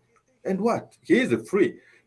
Listen, he is free to think, to speak what go through his mind, and we want to know because he's playing for our club. We are a fan. We would like to see deep. Boogie, I'm going to stop you for 1 second, and I want you to address this as well for me. Thank you to the 88th bus stop. Your donations are very, very welcome. Thank you very much for your donation. Good comment, and I think it's relevant. Especially with what you're talking about, Boogie. He says footballers are mercenaries, not soldiers dying for their flag. If Lukaku is scoring and delivering on his contract, why do we care if he bleeds blue? Let's not act like Lukaku was Chelsea's first choice. Good comment. Agree, disagree? Good comment, though. We are seeing this becoming more of the case with a lot of the transfers. They are coming in for the money. However, that does not negate that some players do bleed blue, even if they go to other clubs, even if they don't start off at Chelsea. And I'll remind you guys, one of the legends that was managing us not so long ago wasn't from Cobham. He was from West Ham, but he came and for him, Chelsea is where he where his heart will always be. So these things do happen. The 88th bus stop. Big up to you and thank you for the super chat. I agree with what he said. And listen, that's like you say, there may be exception to the rules. There are a few players that actually believe in that culture, being part of something higher than money, higher than I want to put my name. I want my name to be written in all the stones at Chelsea. I want to do more, not all about money. But listen, Lukaku, I'm not going to sit down here and say Lukaku is not one of them. All I can say right now is I know what Lukaku is thinking. I know exactly how the whole contract negotiation. I know why Lukaku signed for Chelsea. And I'm happy to know. I'm not going to go to all those nitty-gritty. Oh, what's his intention? Is he trying to hurt Tuchel? No. Tuchel, you hear what he said. Now, what next? We want to know what is next. If Tuchel say it is, that's the way. I don't want to talk about it, or we move on. Listen, I will line up behind Tuchel. But I mean, anybody that say, okay, this is putting Tuchel in a bad position. Yeah, of course, that's because the team is not performing the way we want it to perform, and Lukaku is not helping. But the good thing about today or yesterday and today, we know what's going through Lukaku's mind, and that's it. We move on. Yeah, please. Yeah, that's actually a very good point. That actually is a very good point because and I think some people were saying this earlier on social media. They were saying, a lot of you were questioning these factors about Lukaku. Well, now you know. Now you know how he's thinking. Now you know what his attitude is. So you don't have to question it anymore. And if you still see this and you still don't understand it, well, then that's on you. It's your problem. The man has said it. The man has made it clear. And for me, in a way, there are benefits from this whole disaster of an interview. This is one of them. Another aspect is those people who are blinded by all of this hype now see something else. At the same time, Lukaku will learn from this because his position within the club, within the team, will now be different. There will be more emphasis on him to perform. And if Lukaku can perform under pressure, I have a feeling we're going to see a better player because of this. Because he doesn't want to be, what's the word here? He doesn't want to see his career going to hell because of what he done in the interview. The man thought he was going to Bayern, Real Madrid, or Barcelona. I cannot believe Barcelona was a club that he preferred over Chelsea. Damn it, Lukaku! Can I just add something here? The reason why I don't buy anything like, let's say you support a club, you like the club, whatever. Look, sure.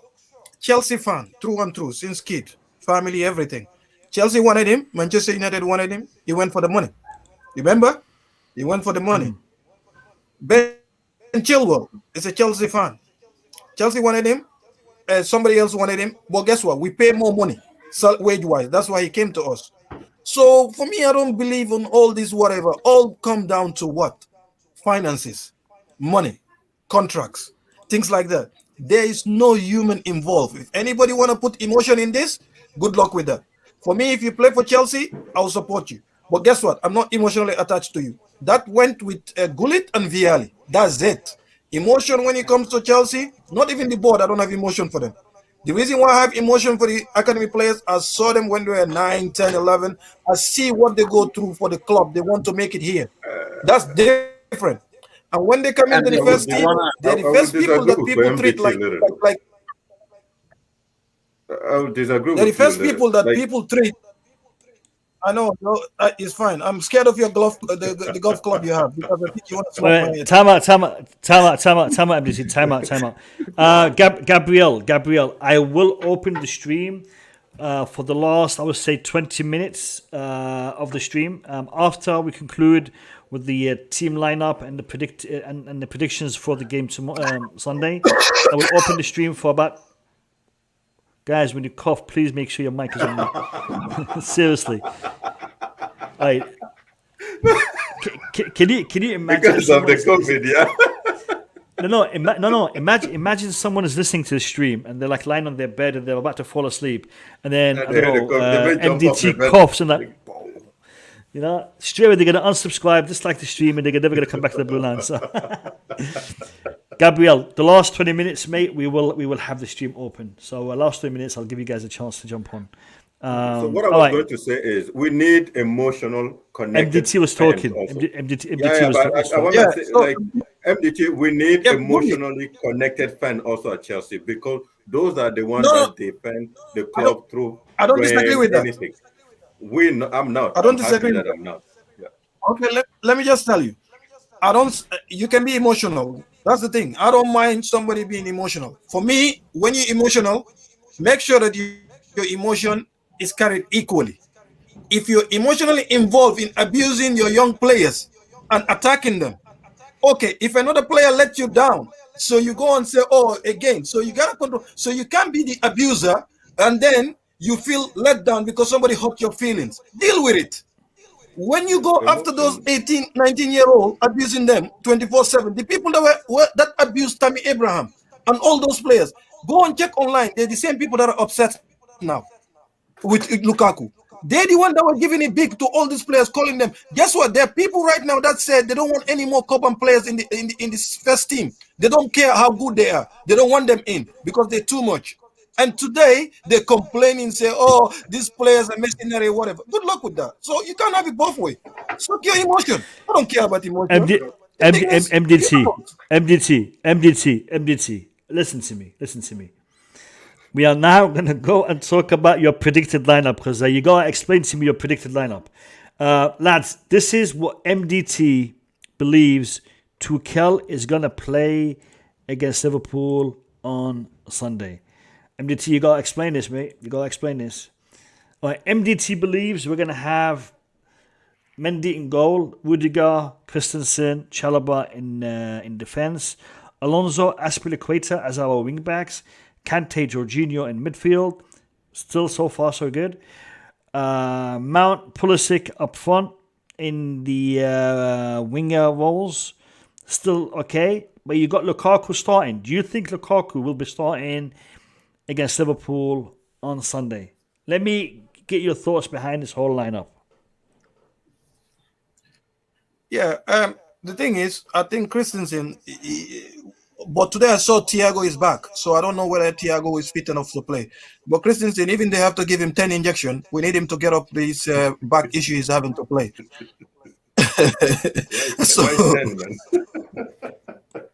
No, come on. He's seeing out his contract, so let's use him. So it's not a problem for me. So that's why I put Christensen, because if Christensen is not fit, we have to play unfit Thiago or bring in Marlon Sarr and move Rudiger to the right. That's something else, because that means Marlon Sarr, Rudiger, and Chalobah. So I don't see that happening. I think Christensen will have to take injection to start, or we bring in Thiago if he even can play 45 minutes. I don't think Tuchel will take that chance, because Thiago might be on the bench. And with Kova was meant to play only 45 minutes last week against Brighton. It's because of injury. That's why he played 90 minutes. And Jorginho is still injured, so we don't have a choice. I think Kova will swap with Kante. After 50-60 minutes, Kova will come in for Kante. And Alonso, we don't have a choice. Aspi as well is the only... Can you guys confirm if Havertz, Timo Werner are back? Yes. They are back. They're in training today. They are back in training. Today. So they're not going to be fit to play against Liverpool. It's too early. And with Pulisic, he has to go back to his right position. Although I think he might play Callum, but how not play him? That kid looked terrified on the pitch. He's scared of missing. His confidence is shattered. He's worried about what's going on, what people are going to say about him. So for his own benefit is to take him off this firing line and give him like at least a week break for him to, because he's scared. The kid is scared on the pitch. So and with Mount has to play. Mount is Mount. So it's one of the. I was gonna put Ziyech and Mount, but I think Pulisic will play because he has not done anything wrong. He's not been given chance in his favorite position. It's only fair to put him. And with Lukaku, I don't think Tuchel is not that kind of guy. Tuchel will discipline Lukaku, but Tuchel will not sabotage his team to prove a point. It's not Mourinho. It's not Conte. He didn't do it at Dortmund. He didn't do it at PSG, and PSG was more difficult for him. He never did it. He doesn't bench you because of you have opinion or you disagree with him. He has to be football and decision. So I don't think Tuchel is that kind of manager. Fans might think otherwise. He doesn't deal with it that way. Because even if you check Jurgen Klopp, Sadio Mane in the middle of the pitch twice refused to shake his hand and swear at him. Jurgen Klopp said, you know what, we'll deal with it. But the following game, he played him. So some managers, they don't see it that way. Zlatan used to fight with Pep Guardiola. Pep Guardiola still playing. If you need to win, they play you. So when they end of season, if you want to get rid of them, you deal with that then. So you don't sabotage your own team. That's the reason. All right, fair enough. Let me look at Couch Critics lineup. Let me see if he. Much better than MDT's. Way better than MDT's. Yeah, I have to say, I wasn't really impressed with MDT's lineup, but we'll see what yours is saying. We'll see what yours is saying. Let's have a look. So Couch Critic, man, seriously. All right, Couch Critic has Thiago Silva played in the heart of defense. He's got Kovačić. Okay, he's playing a 5-man midfield. Good. Kovačić is on the pitch. Same lineup though, with Kovačić and Thiago Silva. The only difference apart from that is a formation. Explain it, Couch. Explain it, mate. I just think we're going to have to dominate the midfield, and we're going to be playing on the counter a lot because this Liverpool team, they press high and they press effectively. So we're going to have to break that press. I think that Conte is very good at breaking the press, and I also think that Kovačić is press resistant. We saw the last game that Jorginho got a little bit overrun by Brighton, so that's nothing to do with him as a player. I just think he's just injured. Like, we can't continually play this guy over and over again. I think Kovačić gives us more.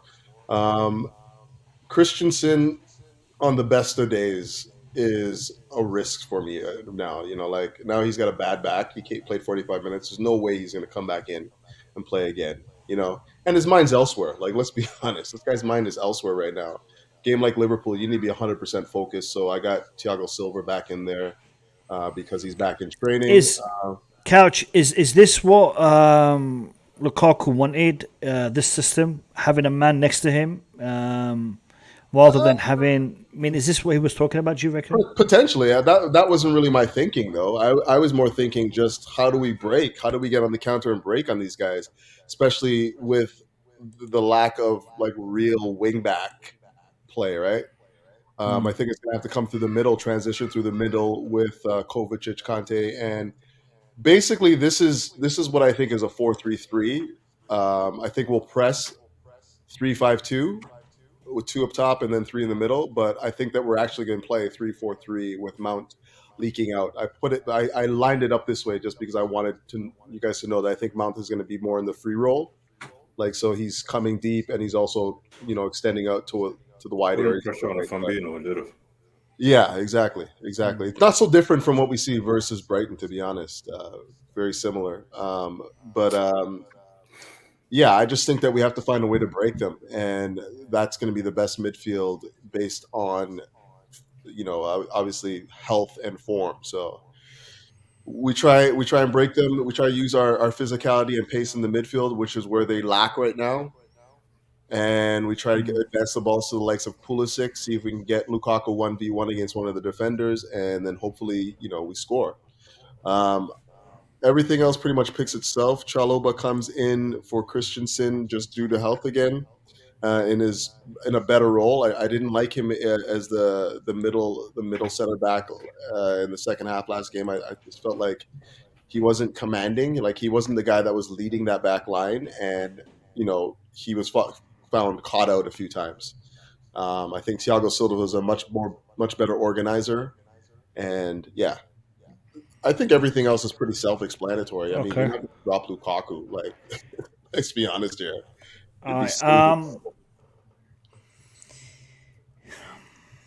Yeah. I think Lukaku will start. I mean, if he doesn't start, then the whole situation will be exaggerated even more. It'll be blown out of the water. What is the punishment? Is it going to be him being dropped? I think if we drop him, we're shooting ourselves in the foot. I think a fine is probably the better way to go. Listen, people, I am literally 100 subscribers away from 9,000. 100 subscribers away from 9,000. We're not going to hit it by the end, before midnight. But if we can get as close to it as possible, if we could hit 9,000 before the Liverpool game, that would be awesome. So if you haven't subscribed and you're watching this stream, you're watching this channel, please consider it. There is 125 of you on the stream right now. So if half of you haven't subscribed and you hit that subscribe button, we'd get really close to it. So think about it. Think about it. It people. would be nice to get more 9K before 2020. I'd love that. I'd love it. But please, guys, we'll see. let's do it. Come on, guys. Let's do it. That's not that complicated, man. Yeah, So, no, it's going doable. next? You are going next. You are going next, and then VJ has a funny link. I'll indulge VJ. I will show it. I will show it. But let's have a look at Boogeyman. Boogeyman has an interesting setup, I have to say. It's what potentially could be seen. I mean, I would have gone for something similar to this, to a certain degree. Boogeyman has Callum starting and has Havertz in goal. Havertz in attack instead of Lukaku. I just want to say something before I get Boogeyman to talk about the lineup. Callum Hudson-Odoi took a lot of stick for the pass that he misplaced to Mason Mount, because that would have been the game winner at a crucial point. But he passed the ball and it was deflected against the defender. However, it wasn't a regular deflection. The defender hit it with his hand. And it's not, it hit the defender's hand. No, the defender hit it with his hand. And I will actually, if I still have it, I think I might have it. I'm going to show it to you guys. All right, this is, hold on. Hold on. I'll come back to Boogeyman's thing. I saw it. That's crazy. Sorry, did it come up on the screen? No. I think I saw it on Twitter. Yeah. It is really. I'm trying to share this without showing my messages. Hold on, can I? Well, Kasim figures that out. I also wanted to ask you guys one more thing. The one that Mason Mount shot into the goal, the whistle was actually blown before itself by the referee. That was goal that the right thing to do? No. That goal should have stood. All right, is it on the screen? Okay, guys, just check this out. All right, watch this. This is Callum Hudson-Odoi passing the ball. The guy literally goes for it with his hand. He stops that ball with his hand, and the referee is right behind it. Look where the referee is. He's looking at the ball. You know what I would like to say about this? I blame our staffer for those type of mistakes. The thing is this: when there is those 50% call or those calls that we want VAR to take a look at it, I just think they should have some sort of instruction or some sort of way that the assistant rewatch the action on the iPad and then call for it. Force, just protest. The thing is, Chelsea in general, we tend to be like the gentleman team. Like, okay, let's move on. You see Liverpool, they will all run after the referee. Even that ball, I think it was where was It was when CP10 was tackled, or the guy hacked his foot and he fell in the box. If it was Liverpool, you will see some different reaction. Only CP10 was protesting. The other player just walked. They're all trying to be gentlemen. So that's why I keep saying it has to be a proper way of dealing with it. So when those type of stuff happen in the box or whatever it is, Aspi has to turn back and look at his board, his coach staff, and just look at, do I protest or not? And then the coach, or maybe they have their sign. It is 100% you have to protest, or it is 50%. Don't worry. Or they have to communicate between themselves so we can go after the ref. You just need to put some pressure on the referee. What's the solution? Though? What happens when you do that? Can I say one thing? With that Callum thing, if you look at Callum, as soon as he passed the ball, instead of complaining to the ref, only Mount was complaining. Callum put his hand in his head like his grandmother had just passed away. He was scared. But that's because they don't have a proper way of dealing with it. If Callum missed that chance and they all know they have to look at the bench and someone will review it fast, they will protest. They have to get that in, because that's too much. That's 3 points.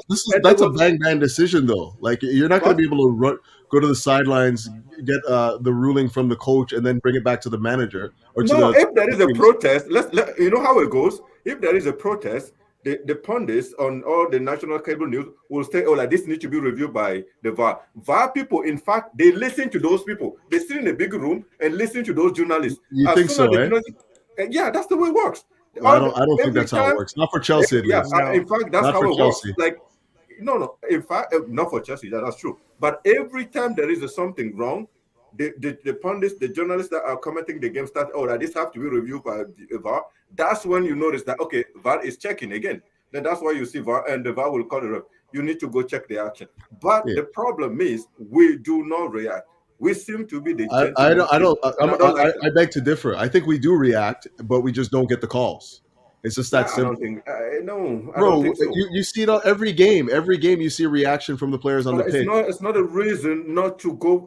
So what are you expecting them to do? To go surround the referee and say, review this? They're not going to do it, Boogie. Boogeyman, the problem is they all did. Even with the Pulisic penalty, they were all around him, and he still said no. He pointed to his ear, and he's like, no, I didn't get anything from VAR. We're not checking it.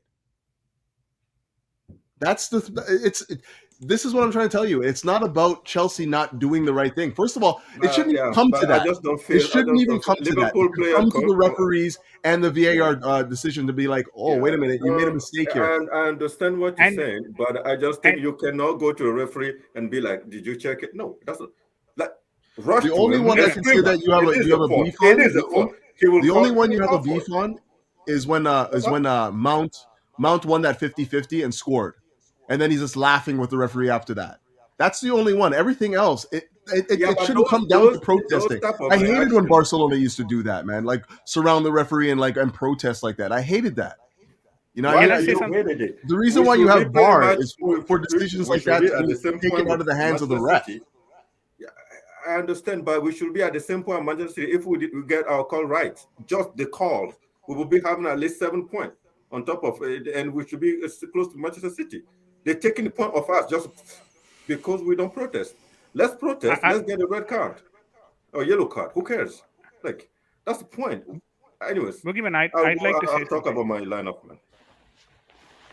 Let me have from VJ, then we'll jump on. Go on, VJ. Yeah, just one quick thing, right? We are not Liverpool or Manchester United as much as we would love to be in terms of the crowd and all that. First of all, if our players start doing the same as that of what Manchester United or Liverpool does, we'll get red cards and yellow cards straight away. The referees don't even think twice before issuing yellow cards and red cards to Chelsea players. That's the sad fact. And apart from that, the process should not be in such a way that depending on the number of players that are surrounding the referee, the decision should be given or the call for VAR should go in. That's not how the process works. If there is an appeal, if there is even an appeal from the single player who's actually made that contact, who actually thinks that is a handball there, it should go for VAR. The appeal has been made successfully. It doesn't have to be the entire team should come for that. Yeah, you see, the thing is this. A referee has a job to do. The player shouldn't have to appeal. The referee should be looking, his eyes should be open, and he should be able to see that, especially when he is literally, a couple of meters behind the players. And it was clear. It was clear. The guy bent forward, put his arm out to block it. Now, I've seen, the handball that was given against us with Reece James on the line, when it bounced off his knee and hit his arm. That was given. All players complain. It was given, Boogie. It was given even though it was not intentional, okay, and it was a deflection. This was as clear as you're going to get. Had the players complained, he would have had to have re-looked at that. He would have had to, because they didn't even look at it on VAR. They didn't even look at it. Okay, if the players complain, then he has to, because if the players appeal a decision, he needs to do that, especially when it's a goal-scoring opportunity. Okay, but we didn't, and again, correctly, Mason Mount appealed. Callum, he was gutted that ball didn't go through, and I don't know why. Like MDT said, he reacted in that way. He should have appealed maybe it. He didn't see it. He probably just maybe. didn't see it. The only person that had maybe a good, he thought it bounced good look his at leg. that Maybe. on the pitch was Mason Mount, right? And then the referee, Cal, she was literally behind him. He wasn't really. behind him. Here's my other problem too with these referees, these old ass referees that keep coming in. He couldn't even keep up with the play. Like that was he was like a good 20 yards away from where the action was. Yeah, but that's not the first time I've seen that. Like he can't even keep up with the play, man. He's too old. That's the reason to tell him, listen. Yeah. That's why you have missed VAR. this one. I guarantee you, ask for the VAR to review this, and you will see it. Like we need to make it clear, assertive. Listen, assertive. Listen, it hit his hand. This guy kicked Pulisic. Make it clear that our bench has reviewed it. It is a penalty. We need to just tell them that. We cannot just Messerman was smiling. Messerman is only 22. He should not be accepted. He should not be the one being the grown man on the field. The ref is what, 40 something. Review the action. It is a penalty. It is a foul. It is a goal. We need to fight for our point. We cannot just try to be a gentleman. Yeah. Let's continue. Let's continue with the lineup. You would think Lukaku will be dropped, Boogeyman, yeah? Hey, first of all, I disagree with MTD. Lukaku should be fined financially because, listen, we need his money back in Africa. We have a lot of issues around the continent. I'd rather Lukaku not be in the late lineup than money taken off the guy. So that should be my first thing. So when it comes to the lineup, I think Kai Havertz will start. Mainly because what Lukaku has done is more problematic than we all thought. In my view, it's nothing. But I'm pretty sure the way the fans are reacting, Lukaku on that pitch has to be tested, but not at the start of the game. It has to be tested. Pretty much he will have to come on when we are 60 minutes or something to see how the other player will play with him on the pitch and how Lukaku also will behave with the fan. Because it won't be a good thing to start Lukaku tomorrow and the entire stadium is booing Lukaku. It's not going to look good for us at all. So for me, Kai Havertz will come back to the lineup. He's not fit. That's why he's not going to play the entire 90 minutes. But I think he is good enough to play 60 minutes and Lukaku coming. So other than that, Boogie, question to you. Has Mason Mount impressed you in his past few performances? Listen, I have a soft spot for Mason. The reason why I'm asking this is because Mason Mount has every game. Wouldn't it make sense to have Ziyech playing tomorrow? Against Liverpool, I don't think Ziyech will play. The reason is simple. He didn't play the last game, and we don't know exactly what is his status when it comes to physical. He's been on the bench for the past couple. Yeah, so I don't know exactly why he was on the bench, but I think this game is just designed for. This game is designed for Mason Mount, so he will come back and if Lukaku is not in the lineup, I think Callum has to be there just because of his physicality and speed, and Havertz also has to be there. Christensen ahead of Thiago Silva. Yeah, until I saw that Thiago's trained today. If not, I would love to have Christensen there. So if Thiago's fit, you'd rather see him starting, right? 100%. All right, sweet. Okay, cheers, Boogie. Before we do our collective lineup, we have one more, and it was sent in by VJ. Let me see. All right, here we go.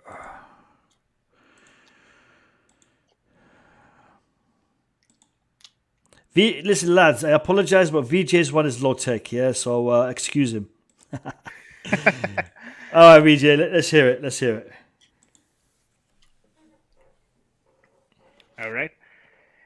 So the reason for me playing a different lineup, actually, I wanted Ziyech to play in this game, firstly up top, and I think Lukaku will be playing in this game as much as he probably will take that heat from Stamford Bridge. But if he's got the gut to talk about it, then he's got the gut to take that heat as well. That's what I think. So Lukaku probably should be starting this game because we want him to score goals, and he is one of our in-form players currently now. So big match, Lukaku starts for me. Ziyech and Mount starts for me. Mount, of course, he's not in the best of the form, but then his work rate still puts me as a natural choice on that left flank. Ziyech, the reason why I wanted him to play in this game is because, Robertson and Van Dijk probably on that side of the pitch for them, which means that we have to put in a lot of long balls from distance. And I think Ziyech is probably the right person to do that rather than going into the, that particular area and then start attacking that, which I don't think so will happen. So I think Ziyech starts for me there. Alonso, Azpilicueta, wingbacks. Aspi, natural choice because we don't have James, which means that he has to play there. Rudiger, Silva, Chalobah, pretty much expected. If Silva is fit enough to play, then Silva becomes a natural choice. Kovačić and Kante for me on the midfield. The reason why I did that was because Jorginho, as much as the performance that he's starting to put in, he looks extremely tired, and I'd prefer him resting for this game. Kovačić, Kante, I agree that they're not the best two that you'd want to see on the pitch, but then given the current situation of Jorginho, I think Kovačić and Kante will make a lot more sense. And also, if we are planning to hit them on the counter, then Kovačić or Kante are the best people to have in the midfield to do that. And that's why I went with double pivot of Kovačić and Kante. Mendy, of course, on the goal. Any clarifications here? No, it's just kind of surprising for me for a team that wants to counter. You see, the thing is this: Ziyech and Mount and Lukaku. I'm not so confident with this. Pulisic and Callum need to be there. One of them needs to be there. I'm happy with Ziyech or Mount. And Pulisic or Callum. I think you need to have legs on the pitch with Lukaku. I have no issue with the. I mean, we've seen Ziyech and Mount play well together. But in a game like this, I think we do need to have legs, and I think we need to have either Pulisic or Callum on there because don't forget your wing backs in this game are slow. Azpilicueta and Alonso, they're slow. So you need to have some pace in there somewhere. I wouldn't be surprised if Pulisic and Callum start if they're both fit, if they're both good. And sorry, I just realized that Robertson is out for this game due to red card. So I did mention Robertson and Van Dijk on that flank, but it'll probably be Tsimikas and Van Dijk on that flank. So Tsimikas is better anyways, to be honest. Yeah. All right. Cheers, VJ.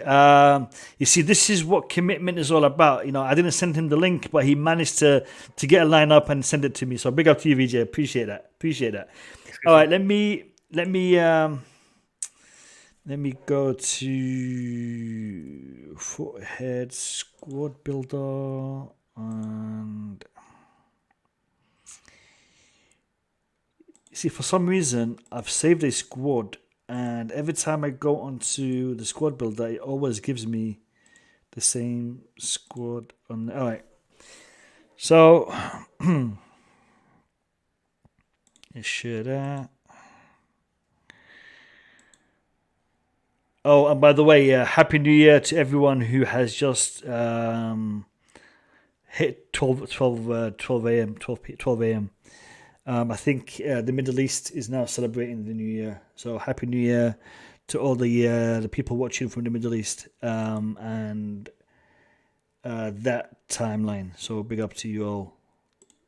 We will be catching you in 2022 within the next 3 hours. All right, guys. So we have this lineup. Let me just swap this player with Thiago because I believe Thiago will be available. So we've got Thiago Silva in there. All right, do we all agree that it's going to be Kante Jorginho? Because I saw everybody using that. Julius, what's your thoughts? Kante Jorginho? Sorry, Kante Kovačić?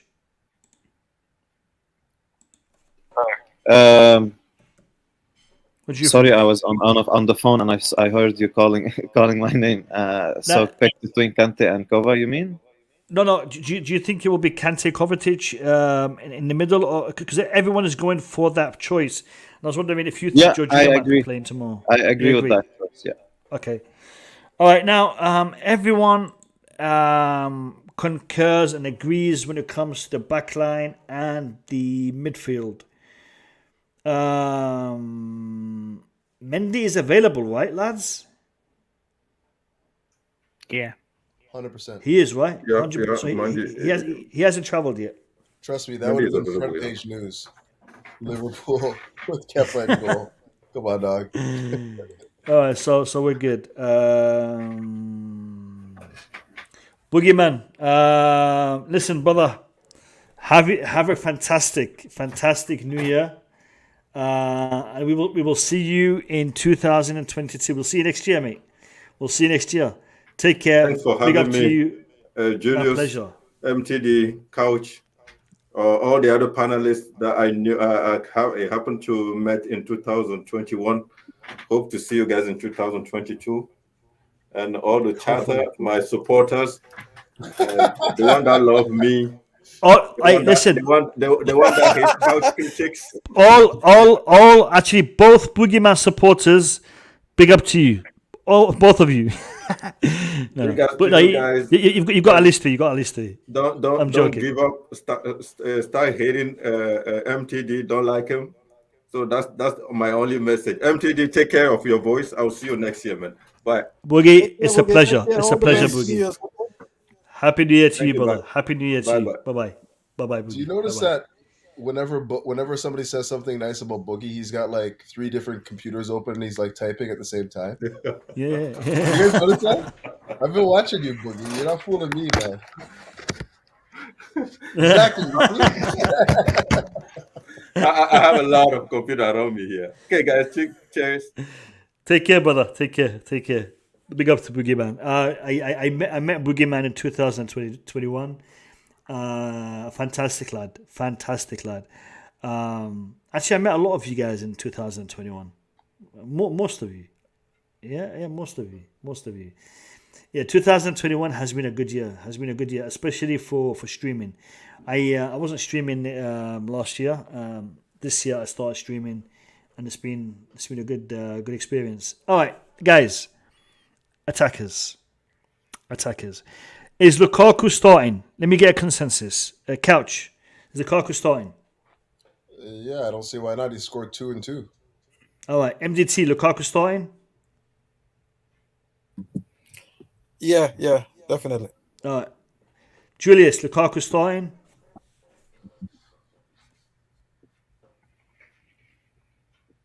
Julius, is Lukaku starting in your opinion?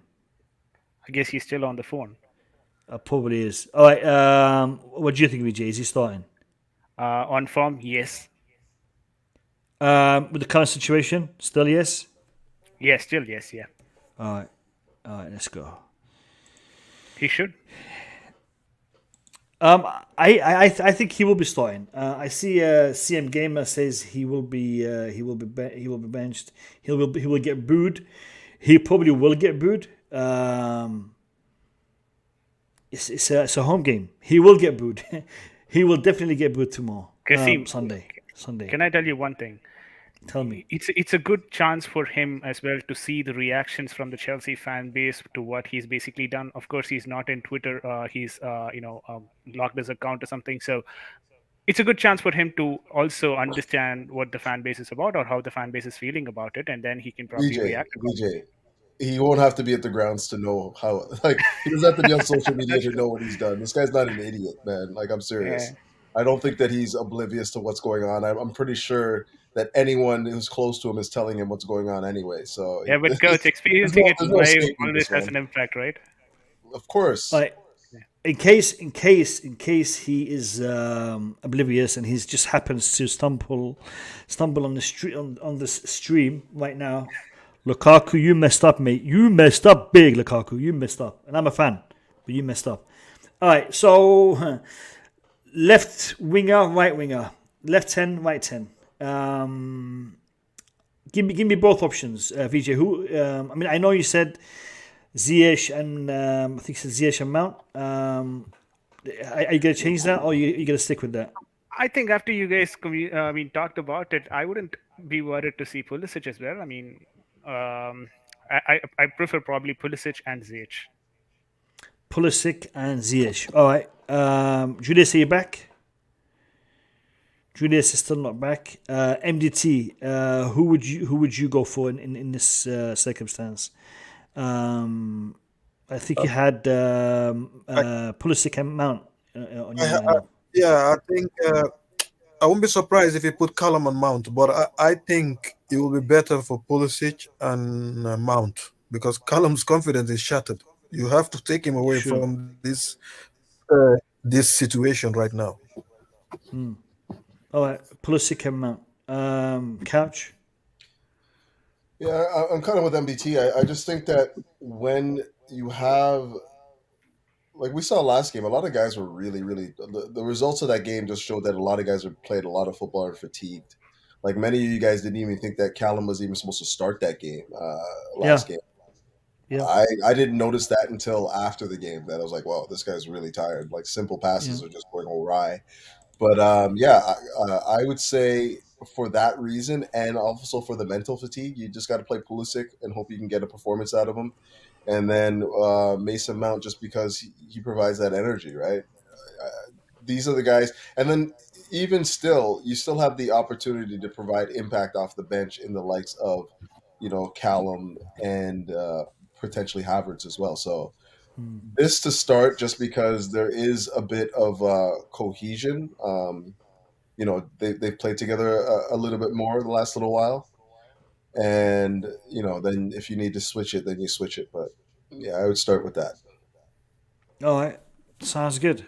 So, the Blue Lounge predicted lineup for Sunday's game is Mendy in goal, Rudiger, Thiago Silva, Chalobah in defense, Azpilicueta and Alonso in the wingbacks positions, Kante, Kovačić in midfield, with Mount, Pulisic and Romelu, Inter Milan, Lukaku in attack. So that would be our predicted lineup. The Masters give him an Inter Milan shirt, tell him to wear that while he's playing. It might make him feel better and he might play better. I don't know. Guessing you got confused between the Blues. He needs a Lukaku shirt, man, with his face on the front and his name on the back. Simple. All right, guys, that is the predicted lineup. All right, I'm actually gonna give a few minutes to the people in the chat if they want to come in and give us their opinions. I want to ask you to be respectful. Anyone who curses will have to be booted off the stream. Make your opinion heard. I'd love to hear your opinion, your thoughts. Just do it in a respectful manner, please. I know it's a touchy subject, but we all are able to use vocabulary that does not involve cursing. All right, the link is in the chat. I will pin it as the top comment. And you guys are welcome to jump on now. All right, so lines are open. They'll be open for the next, 15, 20 minutes. Anybody who wants to jump in, you're welcome to do so. Anything you guys want to talk about while we're waiting for the people in the chat to jump in? Just quickly on the... Yeah, go on, MDT. So I was gonna say, like one thing I'm a little bit curious about. Do you guys think Cover would be able to start this game? Because he was only meant to play 45 minutes that game, and you saw what happened. Although Jorginho was struggling, but Tuchel trust him too, because the system is Jorginho. The system we're playing is Jorginho. This system we're playing, Tuchel is playing, is Jorginho's system. I know Kovac is the better midfielder, but Kovac doesn't look himself. He always take 2, 3, 4 games to get back to the Kovac we know, and physically he was that wasn't Kovac. The way Basuma was just pushing him over, that's not Kovac. Jorginho, I expect that from Jorginho, but Kovac doesn't look like he will be recovered from that so easily. So that's a little bit of worry I have there, because what do you guys think about that? Because Jorginho is Jorginho, we all know he can just keep the ball. That's about it. But Kovac, we need his energy. I don't think Kovac have that energy to do what we want him to do for more than 45 minutes against Liverpool. Well, I mean, you can always change it again, but I just feel like the last week and a half, maybe even more, like Jorginho's been running to the ground, man. Like he's not Jorginho anymore. And the things that you appreciate about his game aren't even at aren't even being exalted right now. His passing has been wayward. His ability to lead hasn't really been there, just because he's not really dictating where the play needs to go. He's just moving too slow. So, like, again, I hear you. Like, we definitely, if it comes down to who I think is our more preferred, midfield too, then Jorginho is probably the first name on the team sheet. But I just think that right now we got to take him out of the line of fire for the next little bit and give somebody else a chance to, take that position, because he's just not been good. He's just not been good. Mm-hmm. If you can get 45 minutes from Kova and then bring on Jorginho, sure. But I don't want to see Liverpool right now with a midfield, with the way they press, and a midfield that's not able to counter press. Sure. A good point there, Couch. We have our first caller from the chat, Nana. Nana, welcome to the stream. I hope you're doing well, my brother. Introduce yourself, tell us where you're from, and give me your thoughts. Yeah, thank you very much, Mo, for having me. This is my first time, actually. My pleasure. I've been trying several times, but this is my first time. I'm a Chelsea supporter, and I'm in London. Welcome. I enjoy your stream. I've been listening to all the analysis and all that. It was unfortunate what we're going through at the moment, but I think this is the time we have to come together and then give a support to both Lukaku, even though he's been a prodigal son at the moment. But let's try and support him to be able to boost morale for the team and the manager as well. Because at this moment, we can't afford to lose if we still want to challenge for the title. And even if we're not challenging for the title, it's not good for the other competitions that we're in at the moment. So what I think is we should put it aside, because we have a very big task ahead of us. And after that, we kind of had to deal with it in-house. That is what I think. But Having said that, I'm not saying I like what Lukaku said, but let's give him the benefit of the doubt. He is to prove himself whether he really meant what he said or whether he was taken out of context. So we all going to support him, give him the chance, support him, back him, and see what he can do for us tomorrow. Then I'm an African, I'm from Ghana, and as we say, we'll bring the case back home, and then we'll call elders, sit down, and then address the issue accordingly. So that's my take at the moment. Nana, you're right. Me pacho, you're me right in many pacho. ways. No, Nana, you're right. You're very right. This issue does need to be addressed internally. We need to have the manager, the club address it, and they will address it internally. I think there is something that also needs to be done to remedy the situation. I think Lukaku needs to also speak to the fans. He needs to have a press conference where he needs to clarify certain things, because we know things could be perceived in one way. The context is important. So he needs to address the Chelsea fans who rightly so feel hurt by what he said. I agree with MDT about we need to move on and not be emotionally attached and whatnot. I totally agree. But this is a massive fan base. There are hundreds of thousands, if not millions, of people supporting Chelsea Football Club all over the world. And they're all going to be impacted by this statement. So a remedy is required, but it needs to be done in a controlled manner and not on social media with all of this people pushing certain views and certain agendas. I mean, we banter, we have a discussion, we have our own opinions, but the bigger picture needs to be addressed. Nana, thank you for coming on. If you have anything else you want to say before you go, you're welcome to do so. Yes, what I'll add is, we currently the best team in London. So a lot of teams, a lot of rivals. Not currently. We've always been the best team in London. We've always been the best team. Thank you for correcting me. Thank you very much for correcting me. We have a lot of rivals who are happy.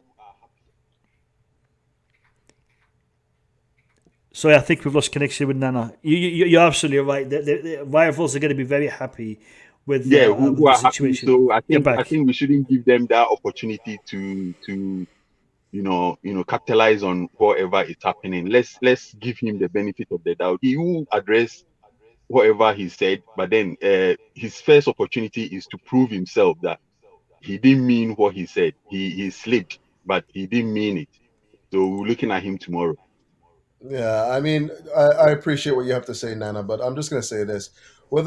This guy's not an idiot, right? He's a pretty smart guy. Whether he comes and says what you think he's going to say tomorrow, are you really going to believe it? Because he's just trying to win favor again, right? What is his true intent and motivation? That's what I'm after. Let's not forget he's got a degree in public relations. Exactly. I was going to say that he's clever. He knows exactly what he's saying. But like I'll go back to our old saying again. When your son does something wrong in the house, you don't go throwing the son on the street. There should be a disciplinary action against him. For that, I am very sure and positive. But for now, let's. All I'm trying to say is we shouldn't give the other clubs and other people the opportunity to clamp us down the more. We don't have to wash our dirty clothes outside, even though we don't like. I'm not happy at all. I'm not happy at all. But let's keep it cool or calm, and then look at him, what he can do to prove that, even though we're not going to accept him immediately, but he should prove to us that there's sort of he's got another opportunity to prove that because people are not happy. I was online, and people who are not even Chelsea fans are not happy about what he said, you know. So looking at how Chelsea fans, the true fans, will feel, I think it's not the best. But let's not wash our dirty clothes outside. Let's not give the opportunity to others to, you know, ridicule us. Let's keep it a little bit down, and then we'll deal with him. Definitely, we had to deal with it. Definitely. Yeah, Nana. Cheers. Nana, can I just say something more to Nana before you go? Yes. There's three nationality that I always have respect for. I'm not gonna say that to my friends who are Nigerian, Ghanaian, or Sierra Leonean. My teachers from nursery school, primary school to high school, where they were all Nigerian, Ghanaian, or Sierra Leonean. So when I see a Ghanaian or Nigerian or Sierra Leonean, I always show them that respect. Not my friends, but when I meet outsiders who are from those nations, I always have that respect for them. You're right. In African culture, even most other people's culture as well, even the Caribbean or Middle East, when your kids step out of line, we all here on the panel, you bring them home and discipline them. That's true. What Lukaku did, for me, the stupidest thing he did, he want to please everybody. My father once told me, if you want to please everybody, you upset everybody. That's what he just did. He want to please everybody. You shouldn't try to please everybody, because what he just did, he was trying to please everybody. And by doing that, that's the stupidest thing you can do on earth. And now, but you're right, you know, but the world we live in, people are emotional. Lukaku act like an idiot, he will face it. But I just hope we just look at him tomorrow, let him score goals. That's what we got him for. Guess what? If Lukaku wins us the title, like let's say the Champions League or something else, we'll come back. He's done a lot of damage. Someone say, you know what, you messed up. You know what, MDT? I agree. It kind of reminds me of something that we say back in India in a different language, but then let's see. Like I'm saying, he has already put in a lot of pressure on himself. Now, if you're saying you whatever he said, if you're saying you want a system that's however, I think as a professional, you should be able to prove that you'll be able to play in whatever system. That brings you out as a professional, as a world class, you know, whatever. But it's unfortunate, like I'm saying. So let's not go far. Let's see what he can do tomorrow. I will be happy if he starts tomorrow, and then he proves that in a way what he said, he didn't mean it. It was just a matter of trying to please everyone. All right, Nana, thank you very much for your time. Thank you for coming here. We will see you in the future. I think VJ wanted to say something to you before you went. I VJ? was a bit lagging, I thought. So basically what I wanted to say was I kind of relate to one of the sayings that MDT just said. Back in India, we have it roughly translated in our language when it basically goes like this, right? If you're doing everything right, or if you're able to please everyone in the room, then you're basically doing something wrong.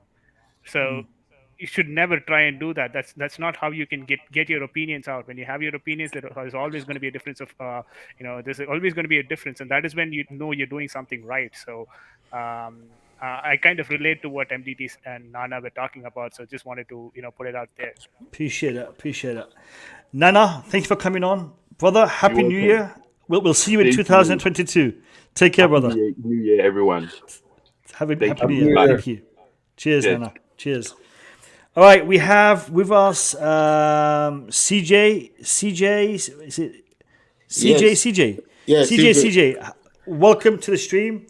Introduce yourself and tell us where you're from and what you want to talk about.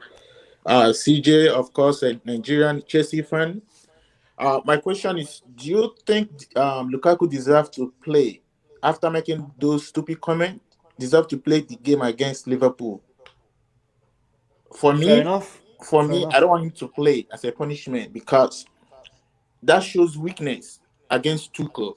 If he plays it, another person try the same thing again, and the person punish or sent off, that won't look good. It's a sign of weakness. I don't want Lukaku to play for the game against Liverpool. I don't care if we don't have any striker. Let's stand as a punishment. That's a tough All right, one, man. It's a hold, tough hold one. on, hold on, Couch. CJ, are you the same as JJ Bridge? No. Okay, I thought you were JJ Bridge. All right, Couch, take it away, mate. Take it away.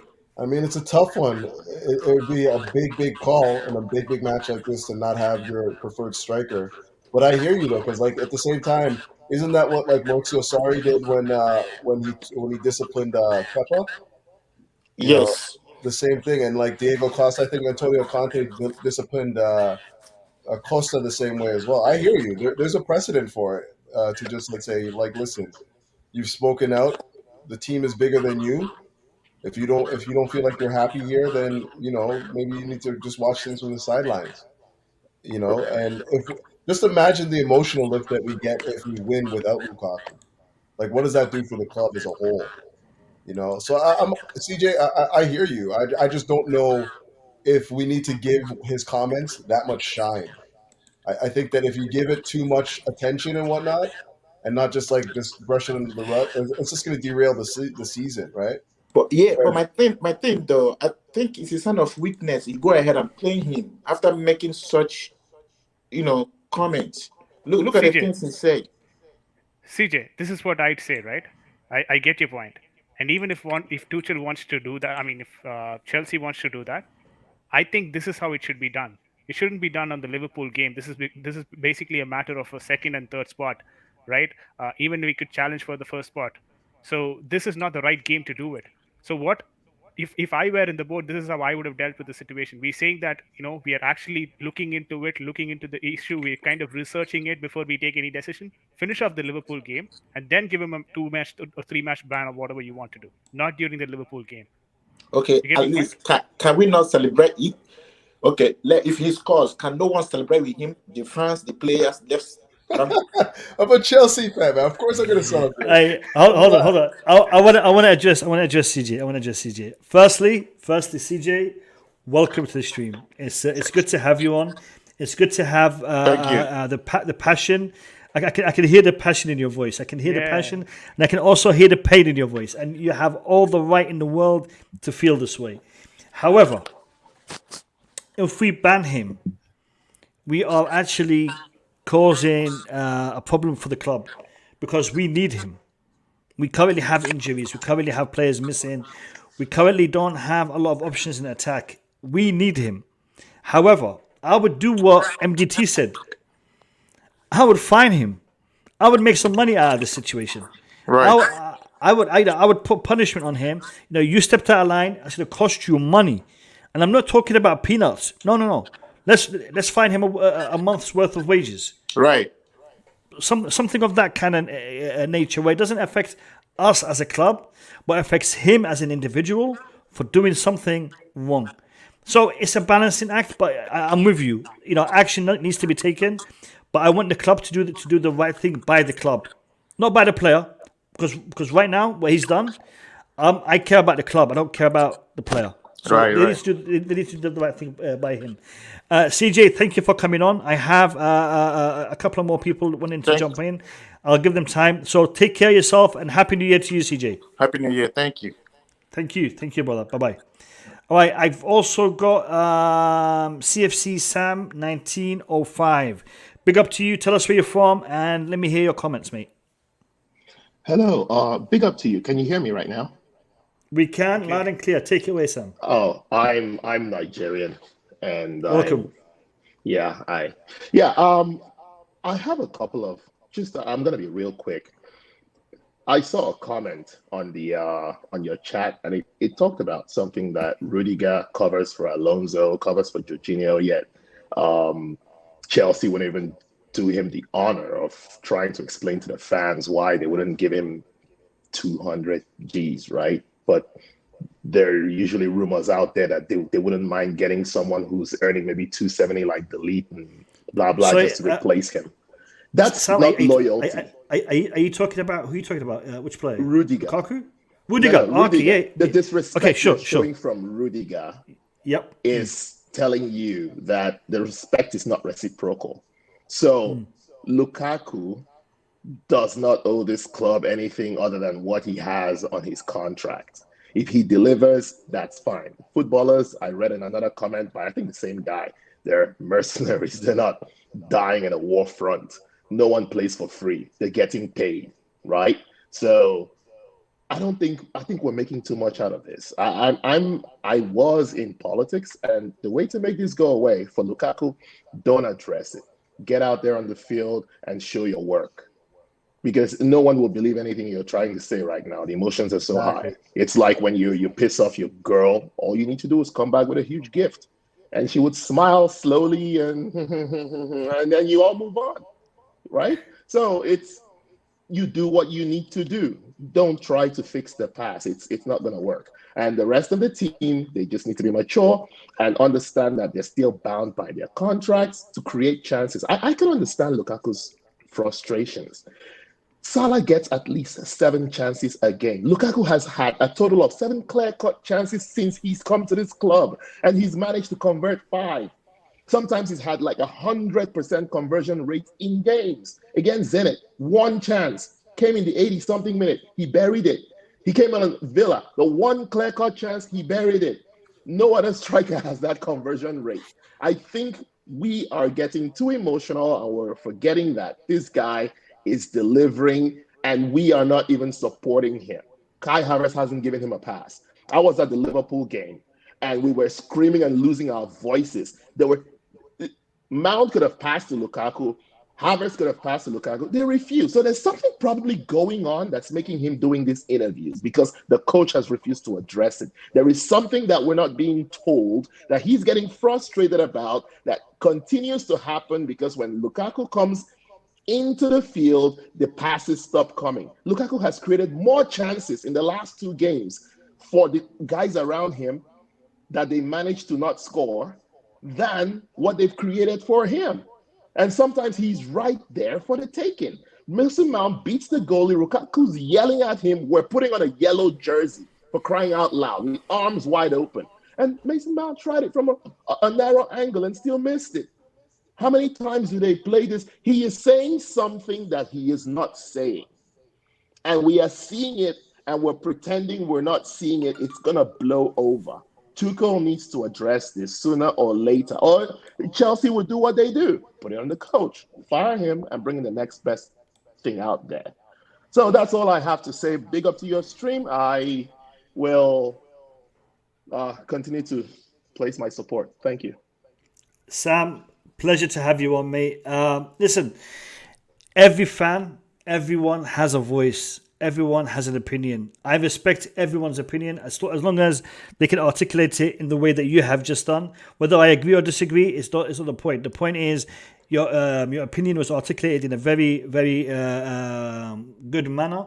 So thank you for coming on. I want to wish you a happy new year, and hopefully we will see you in future streams, Sam. Take care, brother. Thank you. Bye-bye. Bye-bye, Sam. Respectful and nice articulation from Sam.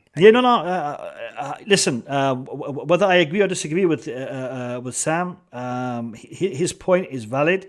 The way he addressed it, I'm happy with that. I'm happy with that. So big up to Sam. We have Chris with us. I'm not going to ask him to introduce himself because I know who Chris is. Chris, big up to you. How are you, my man? Yeah, I'm not bad, mate. How are you? How is everybody? We're doing good. Chris. Chris, Honestly, it's been a controversial couple of days, man. So let me hear your thoughts on it. So after Brighton, I thought I can't get any worse. You know, just be smooth sailing. We'll go Liverpool Sunday. We'll have Lukaku up front, who wants to play for Chelsea. You know, who wants to put an effort for Chelsea. You know, he'll be playing striker. And then this interview. Honestly, I think it's absolutely. I just think he's bang out of order for starters. I think the way that there's a way about going about things, right? And what people are forgetting is it's not as if we're saying you can't be happy, right? We're not saying that. We're saying if you've got a problem with Tuchel and if you've got a problem with his system, then go and talk to him on the training pitch and talk about it privately. Don't go on Sky Italy and I don't like the system. I need to be professional. Well, you're not being professional if you're slagging off your manager on an interview.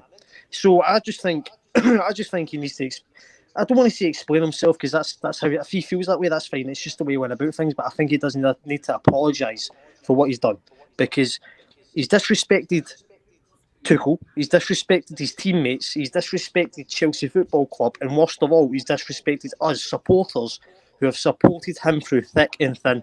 Because I've seen Lukaku get a lot of stick. His touch. He's not scoring enough goals. He's not good enough for Chelsea. But I stuck by him. I supported him because I thought, nah, you know what? He'll come good. And then for him to do this, it's as if to say, nah, thanks for your support, Chris. Thanks for your support, Chelsea supporters. But nah, we don't want your support. See you later. Inter, I love you, Inter. I love you, Inter. Well, if you loved them that much, why did you leave? Why did you leave then? This guy's kissing constant badges, so it's just annoying. It's just annoying. He probably will start on Sunday. Which is a bit like, he is our best attacker, really, isn't he? He is our best attacker, but it's like, do you just, I don't know, do you put your pride aside or? Chris, you know what? I just want to know what he was thinking when he done that interview, because there was never anything good going to come out of it, and what MDT said about trying to please a set of fans or trying to please everyone, that was never going to be possible, because you are a Chelsea man today. For you to try to, big up or show some love for the Inter Milan fans, you were always going to hurt Chelsea fans. Yeah. And if you didn't, and if you went to an Italian journalist and you didn't do that, you were going to make it worse with your Inter Milan fans. So you were never going to win. The best thing he could have done is not done the interview. Sorry, Chris. Can I just jump in? Because I really do echo what you're saying. I just wanted to say this. It just strikes me as being cowardly. Like, instead of going to the manager and talking to him and airing your grievances in front of him, you've now gone behind his back, gone to the media and aired your grievances there. And even to this point now, you knew that interview was going to come out. You still haven't gone to him and went face to face with him and said to him, listen, this is what my problems are right now. You know what it's like? That to me just sounds like coward. You know what it's like? Imagine, let's reverse the cards, because I'm Team Tuchel in this. I'll back Tuchel before I back Lukaku 100%. I want Tuchel to stay. You know what I mean? I don't want him to get sacked like we've sacked previous managers, because he's one of my favourite Chelsea managers of all time. I think what he's done, what he's had to deal with this season, just shows how good a manager he is. But it's like Tuchel. Imagine Tuchel going to the press conference and saying, Lukaku isn't starting because he can't fit in my system. He's not that good a player. Imagine him saying that or something like that. That's what he's trying to basically. He's trying to degrade Tuchel by doing that interview. He's trying to say Tuchel, he's not a Conte. And this, look, if he wants to, it's just annoying because you keep mentioning Inter. You don't play for Inter, mate. You play for Chelsea. So he's mentioned more about Inter in that interview than he did about Chelsea. He's saying, I don't have a problem with him. I don't have a problem with Chris.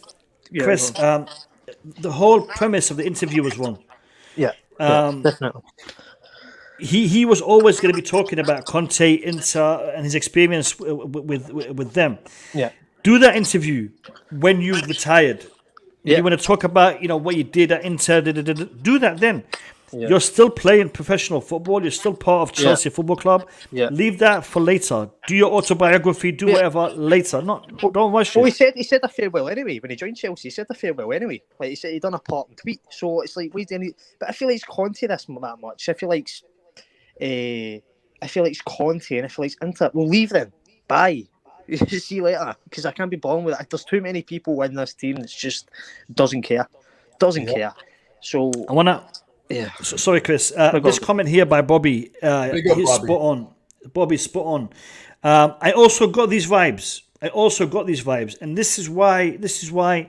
I'm saying that we should look at the context, because when he addressed the fans, when he talked about Tuchel, it wasn't in the context that Fabrizio Romano portrayed it. However, those words were said. Him talking about the system, we've lost Chris. Chris, I don't know if you lagged out or if you got disconnected, but big up to you and thank you for joining.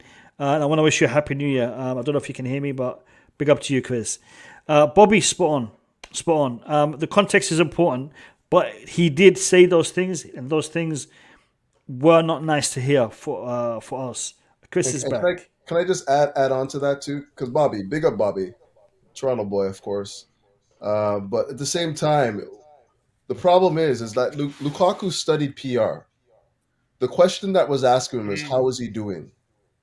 And they're basically asking about his physical condition. He's like, I'm fine. I'm feeling great. Then he went on to talk about Tuchel's system right after that. He wasn't asked about how he's functioning in Tuchel's system. He then went on to mention it twice after the fact. So that to me just tells me that he's working the media. He's trying to get that point across. It's not him trying to oh, well, I'm just going to address this like Inter Milan fan thing. He made a point of putting that in the interview. Wasn't asked that directly. How can someone basically talk about the manager's tactics and everything when in your question, how are you doing? Like, it's almost telling your life history when you ask how are you doing to someone. It's like if you ask me, pre-planned. Chris, you guys won't believe this. Okay, thanks for having me back. Yesterday in VRT in Belgium, when they were discussing it, one of the journalists said Lukaku was so naive, he thought he was just sending a message to Inter Milan fans, rather than thinking that you are not an Inter player. So how could you even give that kind of interview? You are a Chelsea player, whatever. He was thinking he's talking to Inter fans. This is the stupidest thing. Like, going back, I'm like, what the hell wrong with? What was he thinking? That was the majority. That was the majority of the interview. And Inter. I love Chelsea, but you don't. He doesn't love Chelsea. You know what I mean? It's just, and he's also. Can I just say as well, right? Chris, hold on. I want someone to explain to me this because context, all that kind of stuff, I understand. But can someone explain to me this statement?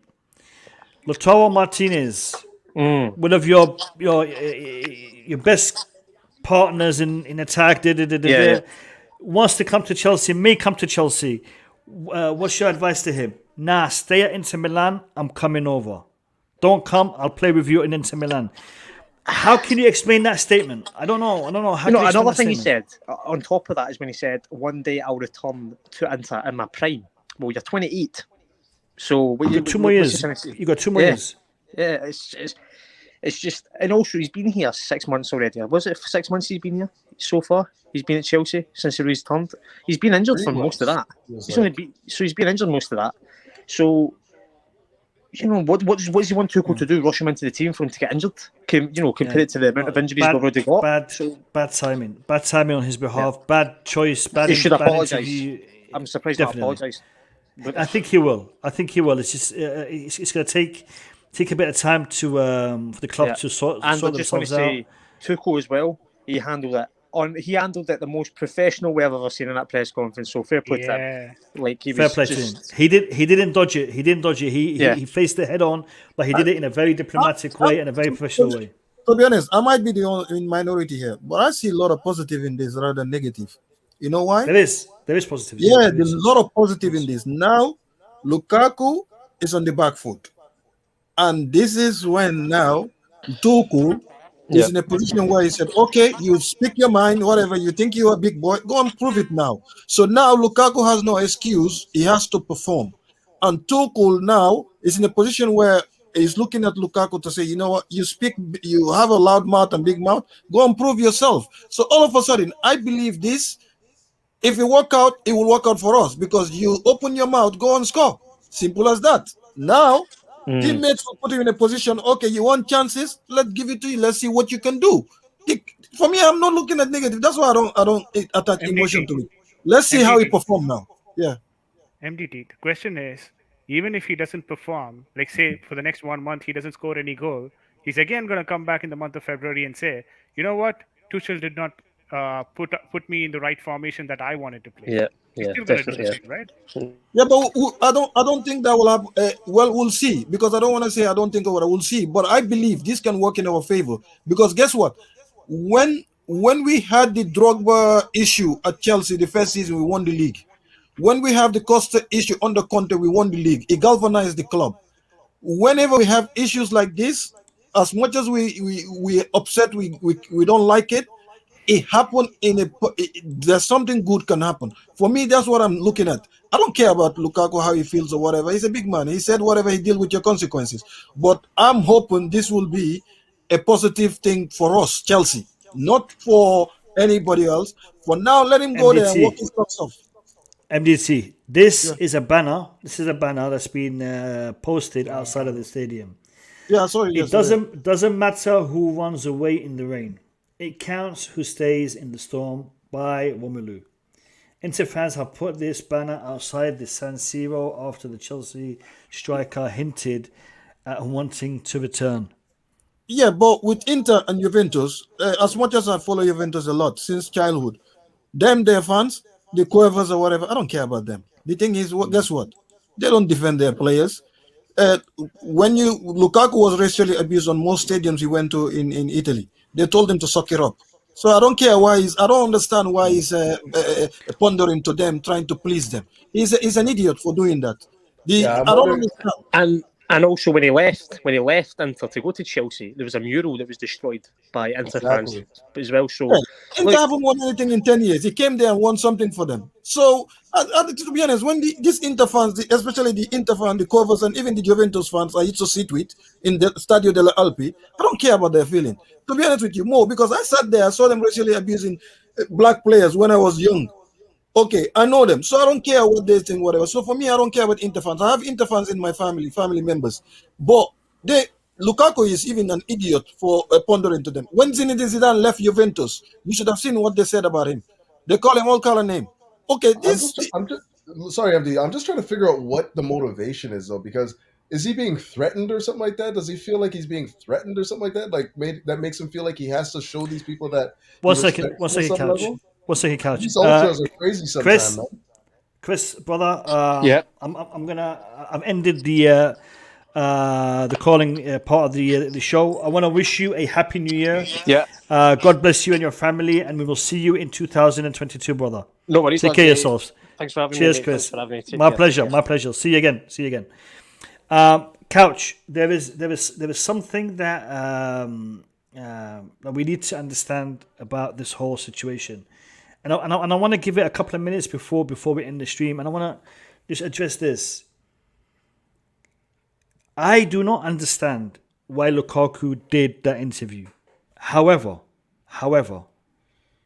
there is nothing that excuses some of the posts on social media, some of the comments that have been, what's the word here? Direct racism and indirect racism, because a lot of people, they will start, I don't want to be racist, but I don't want to sound racist, but I'm not trying to be racist, but, and you get a ton of racist comments being pushed out there for Lukaku's interview. The fact that Lukaku is black has nothing to do with what he did. He is a human being who made a mistake, who did something wrong. That interview was a misjudgment on his behalf as a human being. Talking about Africans do this, they have no loyalty, that is all talk that should not be, entertained on any platform. And I'm surprised that, especially Twitter, and I'm surprised that Twitter do not do more to address these kind of comments. We're talking about kicking racism out of football. We're talking about, kneeling, Black Lives Matter, and all that kind of stuff. When Twitter have a platform that we see most of this racism being pushed out through, why don't they address it? Why don't they do something about it? They're going to tell me freedom of speech? This is a hate crime. Yeah, racism. And I don't understand why, and people excuse it. Oh, Lukaku, he was out of line. Does not excuse racism, man. Does not excuse racism. Agreed. I'm wondering if this is part of it, though, because, he shut down his social media account. I'm sure that the Inter fans were all over his Twitter, just killing him with messages. He's now gone as far as to go away from his advisors, talk to Sky Italy to put out a message to the Inter fans. it's starting to make me think that there's more here than just Lukaku being a selfish idiot. And he's kind of like, okay, maybe I need to say this just to let these people know that I'm not who they're making me out to be. You know what I mean? I'm obviously speculating, but I'm looking at it from, he shuts down his social media account. 3 weeks ago now, he puts out this interview that has not gone through his advisors, has not gone through the club. He's just basically set it up himself with the Italian media to get this message out. And obviously the repercussions of that is the black backlash with Chelsea, but I'm wondering if this was done more because of maybe out of fear, anxiety of what the Inter Ultras might do or something like that, or what they've been saying or something like that, because seconds later they put out another banner and they're telling him, dude, it doesn't matter what you say or what you do, we're done with you. You know, that's an immediate response. You think there's actual physical I don't know, man. Like, people are crazy. He was Couch. He was told after he left Inter he's never welcome in the city. So I know that, okay, he should. To be honest with you, they did that to Zidane at Juventus. They threaten him. This is the thing. The people think, oh, these Italian fans, whatever. I don't care about them. They're horrible people. Okay, I have family members who are them. They're part of the covers or whatever. I don't care. This is the thing when I said emotion shouldn't be involved. I don't care what Lukaku did. The thing is, I'm disappointed with the timing and for Chelsea. Okay, but guess what? If Lukaku, this is what I keep saying. He wants to please everybody. If you want to please everybody, you will lose. His social media, since Lukaku joined Chelsea, you should have gone and seen what has been written from Italy, where Inter fans, even some Chelsea fans that didn't want him when he stopped scoring. Everybody was abusing him racially and everything. And now the same fans are being emotionally like say, oh, this and that and that. That's why I said there's no emotion involved when it comes to me. What I want Lukaku to do, score the goals. But Couch, if you've been following Lukaku's thread on Twitter or whatever before he shut it more, go and see. Chelsea fans, Inter fans, they call him all sort. Okay, so there's no emotion involved. I'm disappointed with the way he did the interview, trying to please Inter and upsetting Chelsea and his teammates and management. But when it comes to like people that didn't like him or whatever, I don't care about their feelings, because guess what? People that didn't like you then will never like you. What you should do, just do your job on the pitch. He's idiot trying to please everybody. He's an idiot. It's an idiotic move. Okay, he's trying to and going behind your club, your management, trying to please people or trying to make sure, I want to be everybody's friend. I don't want to be everybody's friend. I want to be me. I want to do the right thing. That's it. Okay, so the thing is, if you follow his social media, since he joined Chelsea, since he left Inter, there's not a single hour goes by he's not been racially abused or something. Okay, look at Harry Kane. Harry Kane gave an interview to Sky England here, want to leave Tottenham. He was defended by some of the biggest people in football. He said, Tottenham, this is his boyhood club. Tottenham, he loves. Okay, so guess what? He's still playing at Tottenham. Not Tottenham very well. fans were happy. But guess what? He was never racially abused. Yeah, but who's going to racially abuse him, though? Yeah, but then when he's some other people, they racially abuse. Look at Ziyech. The amount of racial abuse you get, whatever, for just having a bad game, is not acceptable. For me, I don't care about performance. When it comes to a human being, come first. Football is a game to enjoy, but a human being is a person. Okay, it's a person. I will be disappointed with your behavior and everything, but at the end of the day, I just want you were bought to play football, score your goals. I'll criticize you on that or whatever, but that's it. But the way people go deep, and people wonder why some of the players want to leave nowadays. Players are not loyal. They're not loyal because fans are not loyal. Nobody is loyal. Club are not loyal. We're all in it for our own interest. That's how it is. So let's, so like someone like you like him, genuine. So it's different for you. It's different for people like that. Yes, those are the people I feel like bad for. But the majority that are reacting like that are going after him or going after calling him now, like Ian Wright said, there are a lot of things now they're associating like exact. This is why I didn't want to say anything. Yesterday, I didn't watch any Chelsea stream apart from few that I went on, and I didn't even rewatch them. I'm not reading comments and know what because I know what's going on. I know whatever. Well, I know what these people are going through. So if you want to know, just follow them for a bit. You will see. You will see what they go through. There's not an hour that goes by they don't have 10 or 20 racist abuse. Whether they play well, whether they play good, whether they play bad. So this is an opportunity for some people to even use it more. I don't care about what Inter fans said. Lukaku is an idiot trying to please them. Lukaku has now even open more can worms, trying to say, "Oh, I want to be whatever." Why do you want to be cool for? Yeah, but I'm wondering, like I said, NDT, I don't know if it's about just trying, like, this could be a more serious issue, though. Like, some of these people are crazy, you know? That's kind of what I'm thinking. Like, because it's just, if you examine the timeline from when he closed his Twitter account to when he made this apology or this statement or whatever, which was 3 weeks ago. And I think he's closed his Twitter account not long before that, to be honest. So I'm just wondering if all of this is just culminating on him just being like, listen, I probably have offended these people in the wrong way. The ultras are probably saying some crazy shit to him right now. Excuse my language. And it could be, I don't know. I'm only really speculating here, but it could be because it just seems so out of the ordinary. You know what I mean? Like, this is the type of thing that if you're saying something like this, you're going to say it in the off season. You're not going to say it in the middle of November, like, or whatever it was, the beginning of December, when the Christmas fixtures start. It just doesn't really add up to me. And I know we talked about it yesterday. We're like, this makes zero sense.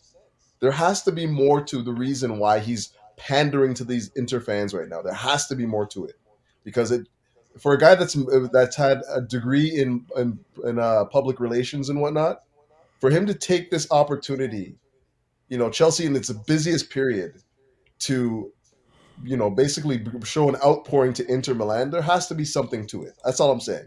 This is all I've come to after hearing I want to conclude on this. Bobby, big up to you, Bobby. He says, we just can't fathom that a man this well trained as a pro could do something this dumb. Exactly. That really is it. That really is it. We just can't understand why he would do that. And that is where we're going to end the stream. Listen, people, it's been a fantastic 2021. In 2 hours, we will be entering here in the UK 2022. Champions League winners, Super Cup winners, one of the best teams in Europe. We're proud to be Chelsea fans. We've had a little bit of a bump in the road towards the end of the year. But, you're always going to get that. Things are never going to be always in your control. But it's been a fantastic journey. I want to thank every single one of you who has joined the Blue Lounge family.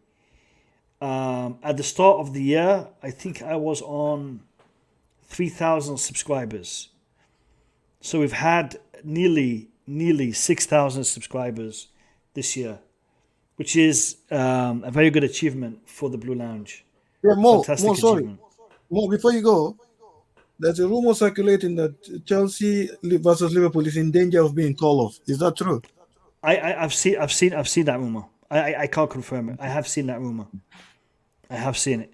If it is called off, then it's called off. I guess I'm not going to complain. I'll be honest with you. I'm not going to complain if the game is called off. Mendy will be missing next time I play them. Maybe depends on when it's rescheduled. We'll see. Anyway, guys, big up to you all. Happy New Year, and I will see you all on the post match on Sunday. May do a stream tomorrow. It all depends on the scheduling. But we'll see you guys in 2022, God willing. Take care, guys, and peace out.